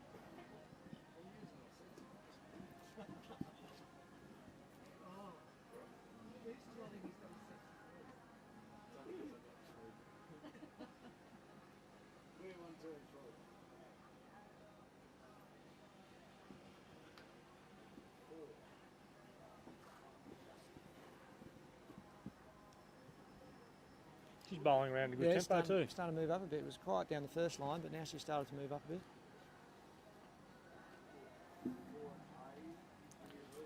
Chopped out 4A, 6A, sorry. So 4 faults.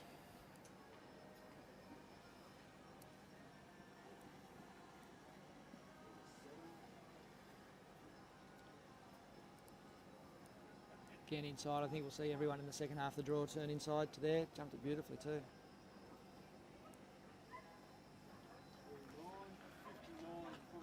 Uh, 59.68, so the time was quite quick, but 4 faults puts her on to 12. So it's good enough to put her into first place at this stage, Yep. but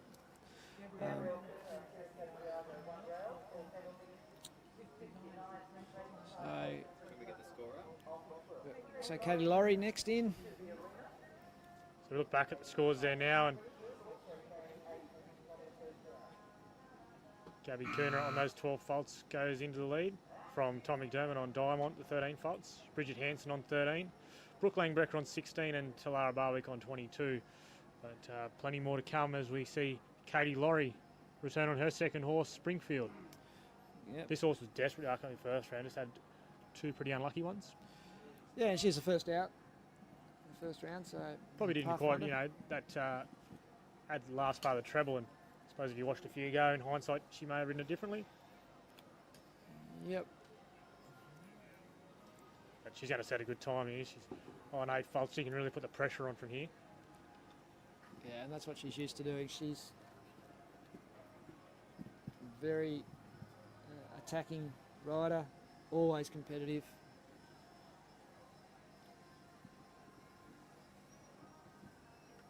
Yeah, got a really good shot into that, didn't she? Yep, really starting to put the pressure on Bart now. Oh, goes Oh. round. Surprised at that. Would have had 100, she'd gone inside. Yep.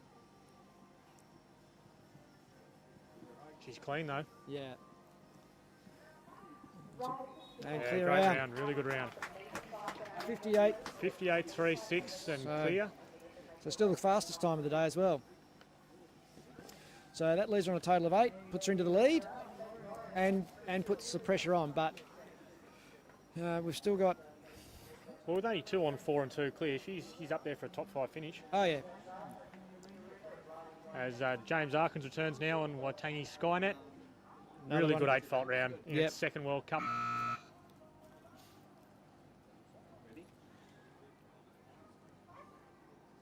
Again, another rider who's always competitive. Well, we know one thing, he's going to be quick. That's for sure.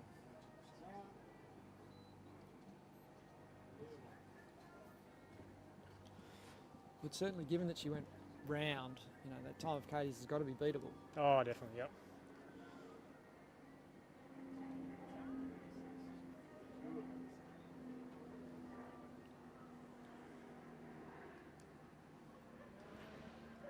Yeah, a little more direct there as well. Gets away with it. I reckon you put the hammer down now.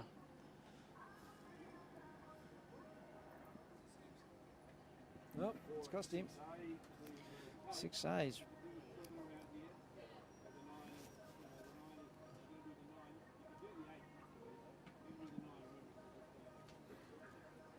Oh, turns up tight to 8. Is he going to get away? Oh, no. Oh. So, took it on and paid the price there. So we'll have to rebuild that fence. So it's always a difficult situation for your next rider in this case, Katie Hinchin. So she's come in, primed, ready to go. She's had some last minute instructions from her coach, George Sanner, as she came into the ring, and now she's sort of got this bit of dead time. It can be quite difficult. If there was an extended break, now she'd have the opportunity to leave the arena and maybe go and have another practice fence, but it's not going to be that long. It's just that, you know, He's 60 nice, seconds or so. He's a nice calm also. He's not getting himself wound Oh, up. no, not about getting being in wound the ring, up, but so- she just loses a bit of rhythm, Yeah. doesn't she? Bit of time to think about things. Jumped a really, really super round in the first round. Just had the one rail down. She's the first of our Just breathed on the second part of that four last folders. combination. Yeah. Could easily have jumped clean, deserved one. Yep. Was double clean last weekend. She'd love to put a Yep. quick little clean on the board here. She's looking to go one up on Billy Raymond, who beat her last weekend, that's for sure. So here she goes, Katie Hitchin. Remember Kate as a junior, she was the fastest rider there was. She just sent them. Well, she's still a young rider. So, very young.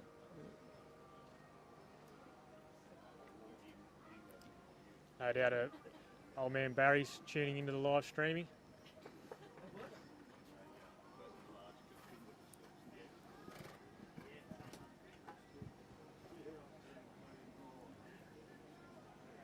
So, very careful around this corner.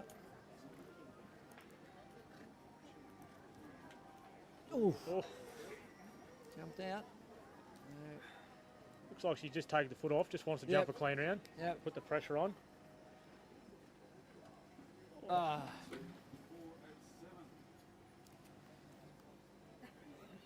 Whoa. Saw a bit of a wild one around the corner there. That's a good round. Good round. 4 and 4, 63-40. 63-40. On a total of 8. So that's good enough for second at the moment. The 8 faults. Second Yeah, she behind won't be too Katie unhappy with Lauren. that, I reckon. 4 No. and 4 in a big World Cup like this. Yep. I wouldn't be anyway. Well, as we welcome out now Billy Raymond. This will be quick, I reckon. Yep, for sure. Another of the 4 folders. Just had a little bit of trouble in the treble. Had one down in the treble in the first round. Open track. I reckon he'll really open it up here. Be quick 4, put the pressure on the 2 cleans. Well, that's obviously what he's got to do. He's got to go clean, keep the pressure right on clear Because rounds. they're obviously going to come out here and just jump a clean round first and foremost. They can easily have one down and Billy's a quick 4 and snaps it. You can see now already, he's just plodding along, but I reckon he'll get a little bit quicker now.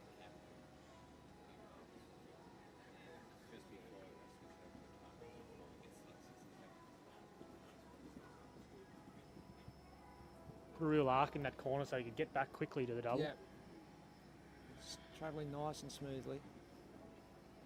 Oh, 6A again.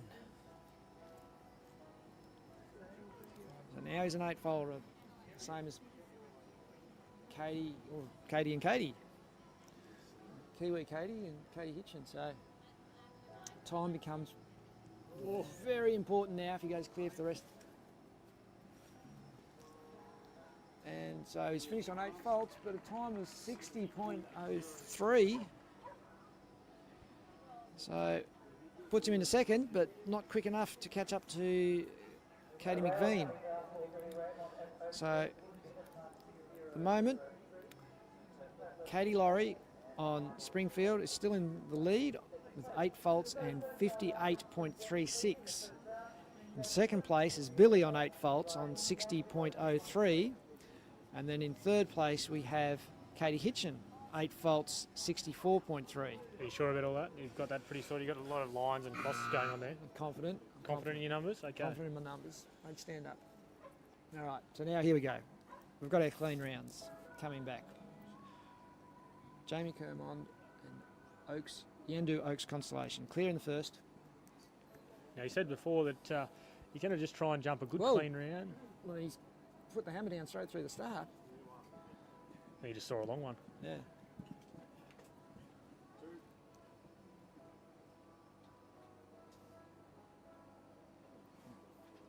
Very tight here. Yeah. That's what he'll be looking to do. Oh, Kerm, 4 faults. He's still got another rail up his sleeve. So he can still go into the lead. But obviously that's careful left the here. door wide open for Stevie Hill.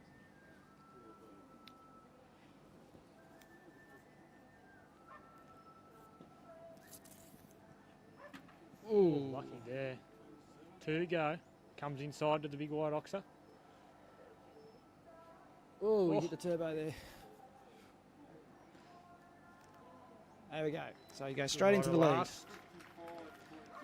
55.39. So that's the fastest time we've seen today, and he's on 4 faults. Well, the pressure cooker's on now, Stephen. 1 to go. 1 to go. Clean round from the first round. So he's pretty simple now. Jump clean and win it. Yep. Have 4 faults and be quicker than a time of. That's right. 55.39. So that's the dilemma facing Stevie Hill. If he goes for the safe clean round and has one down, he's going to have his work cut out for him to catch Kerm. So You're an experienced man. What would you do back in the day, in your pony riding days? couldn't even contemplate it. But if I was a betting man, You'd back it to jump clean, wouldn't you? Jump looked good in the first round. it did look really good in the first round. It's just how much he lets play on it. I think it comes down to how much Stevie Hill lets it play on his mind that if he has one down, he's in trouble. Yeah, yeah. That's what it comes down to. It's mind games. Bowl around. If you have one down, you can put the foot down. Yeah.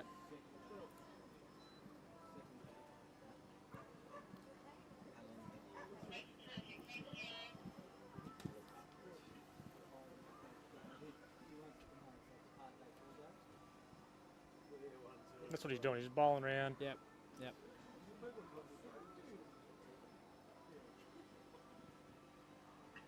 And it's jumping well.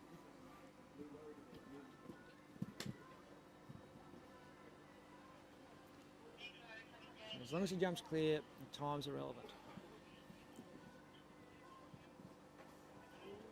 Rattled 6A, but stayed there. 3 fences to go. Oh, Set him a light there. He's going good round. option. This Yep. is a good option. Trust it to jump the last couple here. Yeah. Oh, One to go, Steve. That's there, good. it There we is. go. Good round. Stevie Hill wins. 61, 63 and clear.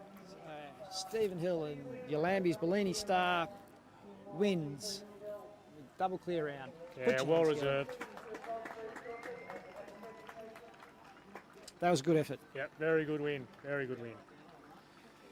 So second place, Jamie Kermond and Yandu Oaks Constellation on 4 faults. Third, Katie Laurie. Fourth, I have Katie. Oh, sorry, fourth is Billy. And then fifth will be Kate Hitchin. But we'll just wait on the official confirmation from the judges to make sure that they agree with us. Yep. So, really the two that that you picked certainly, but I think, you certainly weren't making any rash statements by suggesting They that... weren't long shots. No, they weren't long shots. I don't think they were paying much on Sportsbet. The fact that Kermo and Stevie Hill would be in the top 2 placings.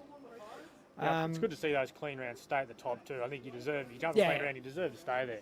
It's hard in these classes. You can 0 to 0 very quickly. Yep, for sure. So I agree with you. They did the hard work in the first round. But I think John Valence said an excellent track today. And again, that second round was still certainly a test. So it was good to see. So it sounds like we're having 5 horses and riders come out for the presentation. We'll hopefully have our drone up in the air covering that. We'll come back to you shortly with the official placings.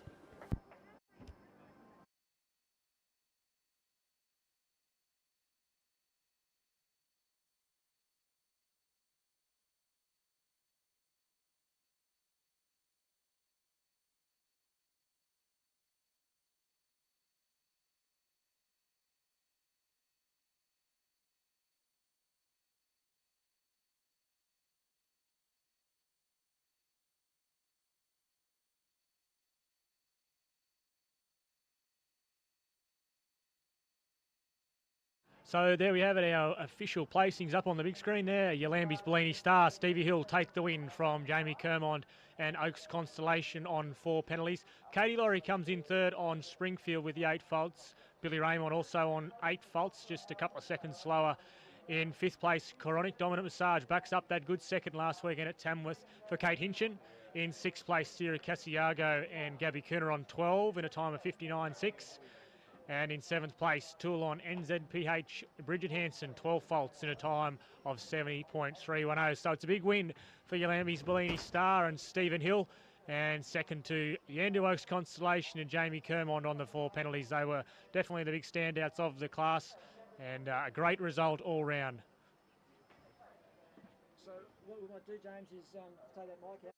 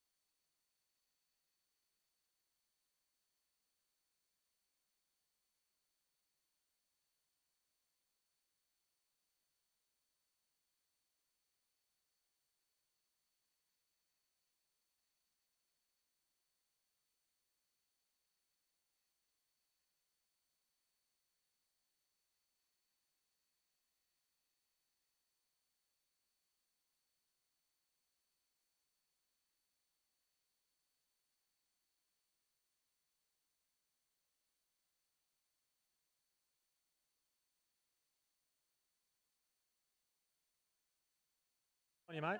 Thanks, Bruiser. She was really good today. Jumped really good. Finally good one to get one ahead of Kerm. Yeah, for sure. Pressure cooker, mate. What were you thinking, though, when you were going in for that second round? Was it just jump clean, or what were you going through? Make sure you're quick enough? Yeah, I had a look at Kerm's time, and I thought, well, I've just got to trust my mare and hope she jumps clean, and she did the job. Yeah, she looked really good. Saw a bit of a fly to that third last vertical. Yeah, it wasn't the one I wanted, but got away with it, mate. Yeah, it was a bit far away, but she looked after me. She's a good girl. Yeah, third World Cup win, mate. So really, really good. Yeah, really good. Thanks, mate. So we're on to here.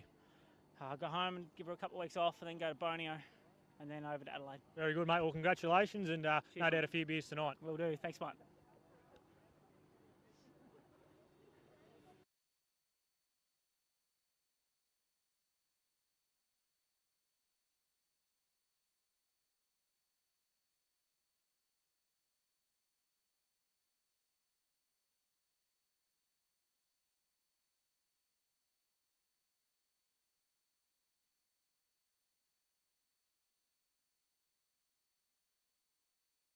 It's a good result. Yeah, it was a good result. I was happy with the horse. I didn't ride him very good in the jump off Bruiser. I talked to you before. I had a little plan, but I lost at the first fence. Really, he's not the kind of horse you don't want to. I came around the corner and didn't have the distance I wanted, and I kicked him quite hard at the first fence. And then I just lost him, and he just loses a little bit of rideability and paid the price at fence 4. Yeah, off the right rein at the first. That always the plan, or just that was his better rein? Well, I like to change reins a bit, and then if you come off the left rein to fence 1, then you're on the left rein for the first 4 fences, and they can get a bit hanging out to the right, and you lose them through the shoulder. So I often do that if 1, 2, 3's off left, I'll come off right, and vice versa. But yeah, when I got in the corner, there wasn't quite as much room as I thought there was, and yeah, not my best ride, but yeah, I'm happy with second. Yeah, for sure. You've had a massive run the last few months, so I mean, you can't be unhappy with a second in a World Cup, but on a big track like this. Yeah, no, he's sort of he's nearly won everywhere he's been the last few months, but like I said before, the jump off. I thought it would be good if one of the clean round horses won, and Stevie's horse jumped a treat in that jump off, and I thought he gave it a really good ride. It just shows his experience now, and he was cool, had a cool head under pressure. Yeah, for sure, mate. Well, well done today. Good second, and a few beers tonight, no doubt. No worries. Cheers, James.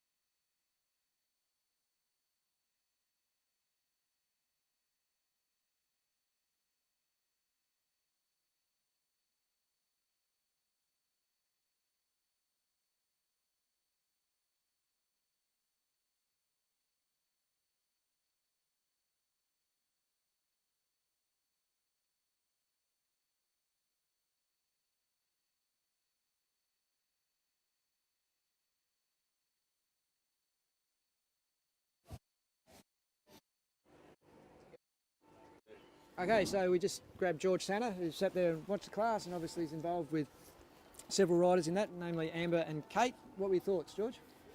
Yeah, I think it was a tough track, and in the end, I think the two horses that ran first and second are sort of well ahead of the others in terms of, certainly in terms of experience, and they've both got their sort of season combinations. They've had a decent stint in Europe, both of them. Yeah. So I think they come into a class like this with you'd expect them to be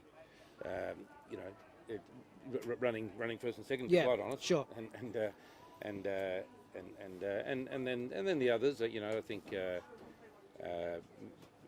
Katie's horse has also had done a fair bit at that level as well, and she's a super experienced rider. And then Billy was on a horse from Perth that is, I think he's been out of work for a little bit, and he's only just back in action. He's a little tubby, but Billy's a hell of a rider, and got a great tune out of that horse, and I think it'll only get better and better as it goes along. Kate was the next one, and she's a working student at my place, and I think she did a great job. She ran second last week, and up at Tamworth in the World Cup, and she was right in the mix there. Just a couple of little soft faults, but she that horse is doing a great job for her. And I think generally, the concept of the class here, it's fitted in nicely into the program, and it ended up as a very good class. John built a strong track, as it should be, because it's a COC. Yeah. And it was tall, it was careful. And it had a very scopy element to it coming out of the combination as well, which everyone, when we walked it, we thought it would be tough, and it was. Yeah. And a lot of horses struggled to jump it.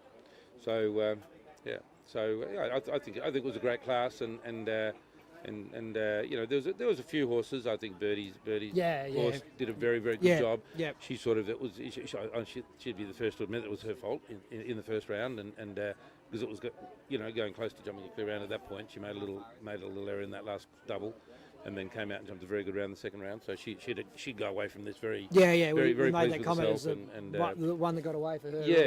Totally. So and there are a few sort of stories of young horses, stepping up and having a go, but at the same time the course did, create quite a few problems for riders. Yeah. And we discussed at the start, it's actually an interesting concept with the Showcase and Riders Series coming together, because they're sort of two events that come from different backgrounds, with the Showcase aimed at sort of the spectator side of things, and with the Riders Series that you and Amber came up with, based obviously on just a show for riders. Yes, It's worked in well.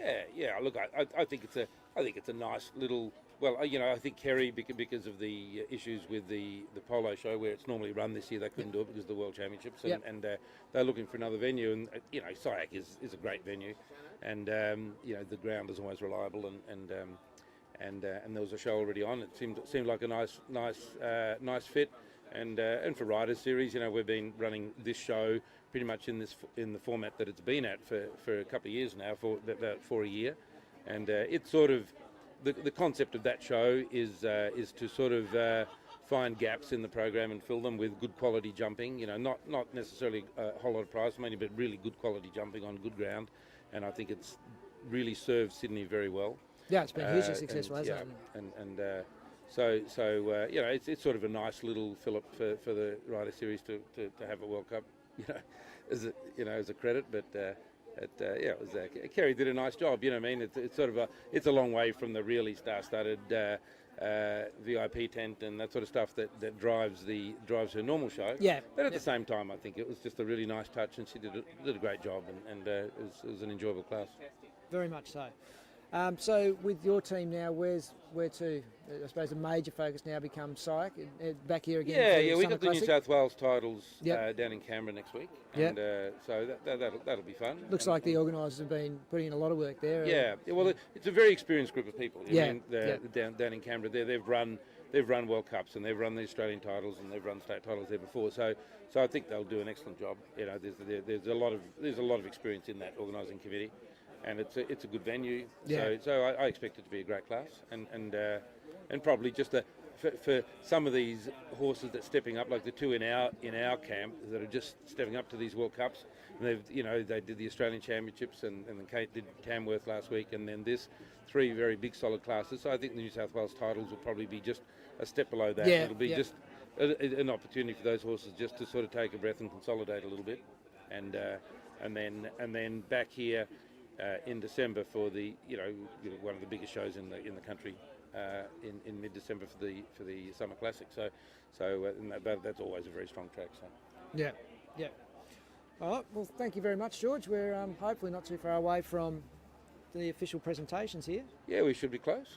They're wandering around out here and looking pretty pleased with themselves. No, they did a good job. Those horses jumped hard, but it's a nice day for jumping. It's nice and cool, and nice cool day, and the ground was great, and so it was a nice experience for most of those horses. Yeah, very much so. And as you say, as we discussed, the two that won, there was no real surprises. Absolutely not. No. You'd sort of back those two to be fighting it out at the end, and that's how it was. Yeah.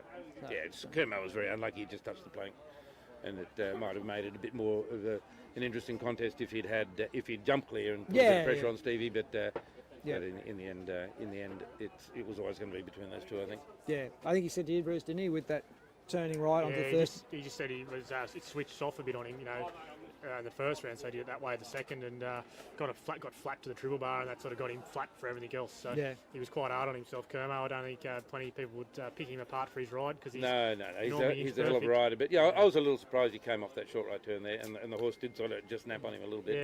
He said I think the short ride turn surprised him, didn't it? Yeah, it was interesting. He said if he started on the left, he was left rein for 4 fences. So you try and change it up, and it bites you, but.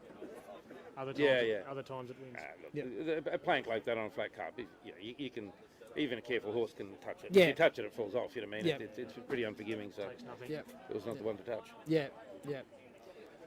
Okay, So it looks like we've got them coming into the ring for the presentation. So I'm not sure if we're going to drone footage or how we're going to cover this, but. Yeah, okay, so we've got a camera in place.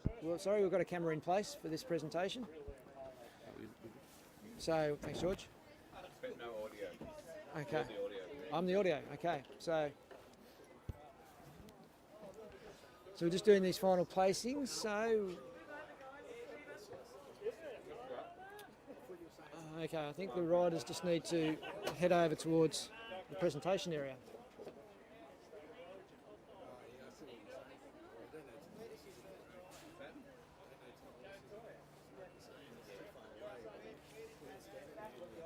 So, what have we got?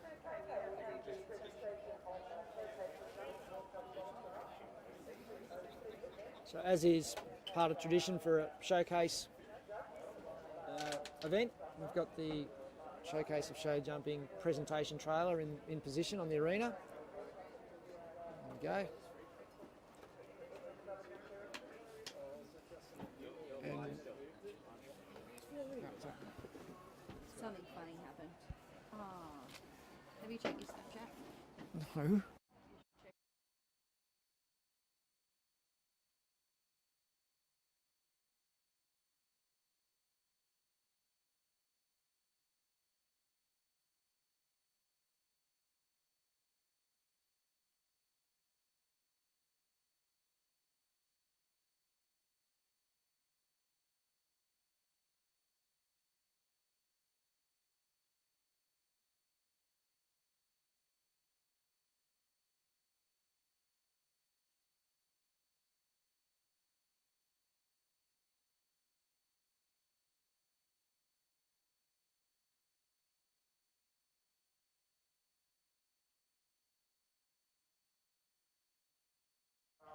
Are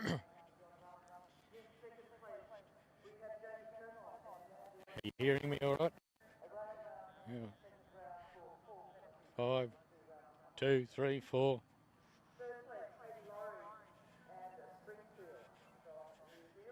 How's that? Keep going. How's that? Can you still hear me?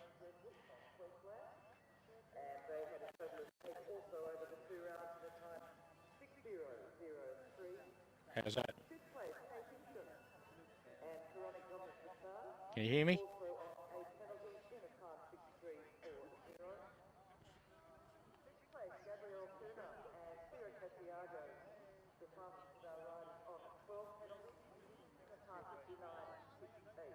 Seventh place going to Richard Hanson, also from New Zealand, riding Salon NZPH.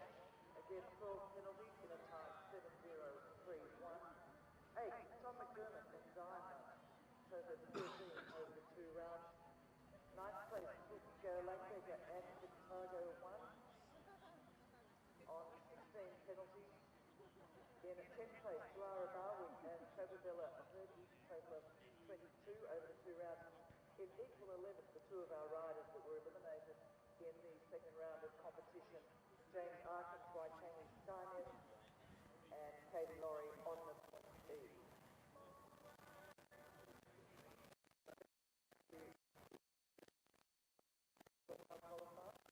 At the Riders Series. I think so. Yeah. What are you?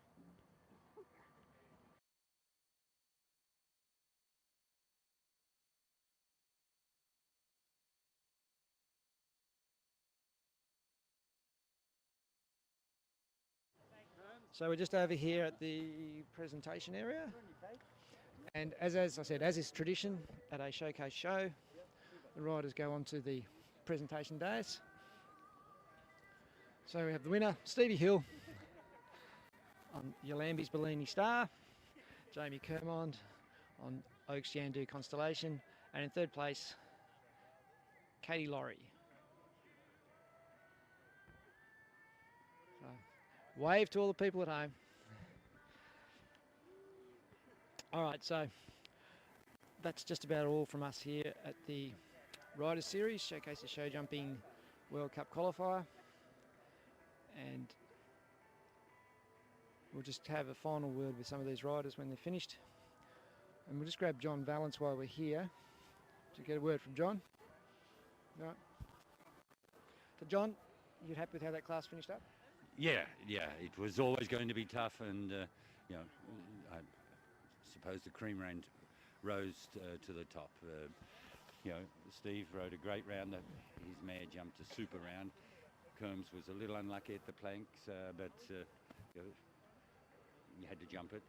The only time it came down was in the whole competition, I think, was in that second round with Jamie. You know, they're 2 quality horses at the top. Great. You know, she's had a battle with Bart Springfield.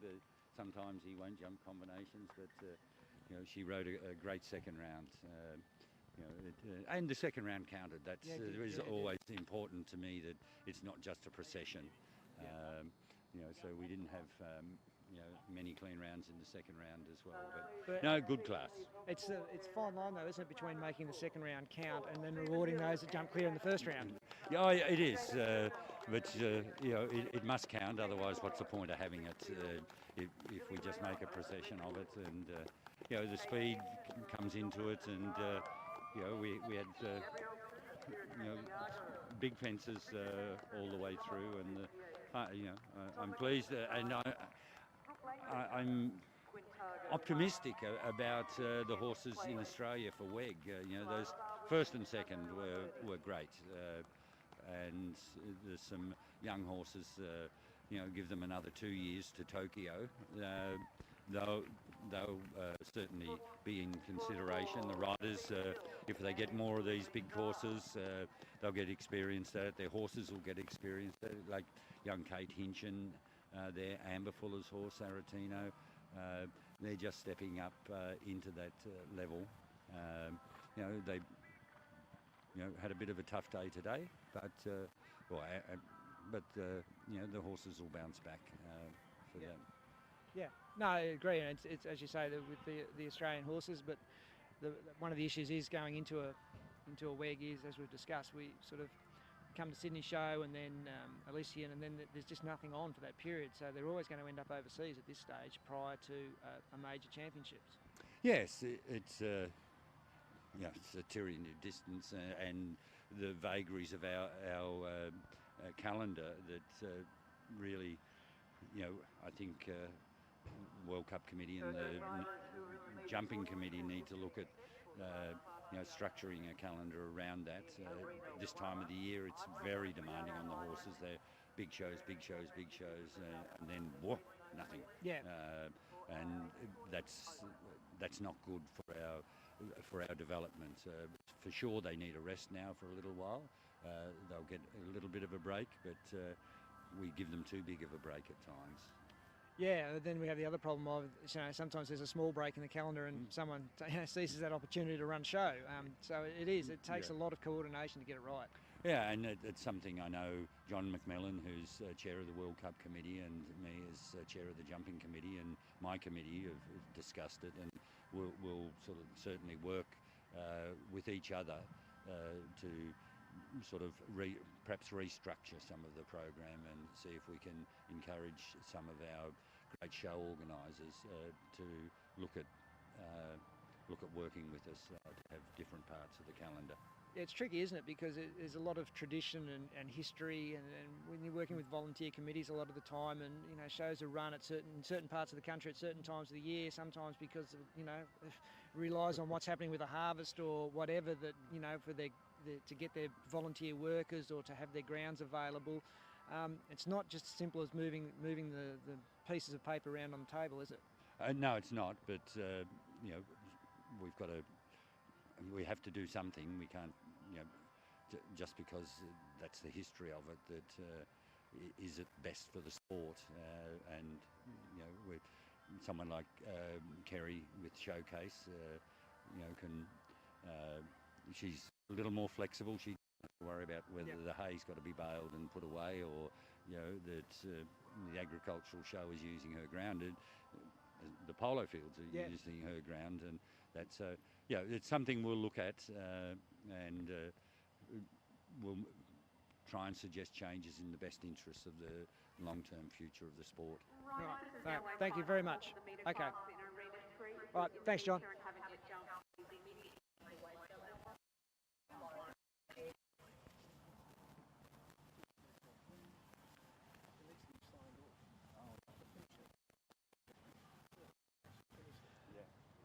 So that brings us to a close here at the showcase of show jumping. Very successful event, and I think everyone's very happy with how things have gone. We've tried some new things with this broadcast using the drone footage. It's always good to have new technology involved in the sport and bring it to you in a different way. So as I said, please feel free to comment on the Showcase Facebook page, have any ideas or views on how that coverage went and the camera angles, and we'll look to try and do it bigger and better next time. Thanks very much for watching. Goodbye.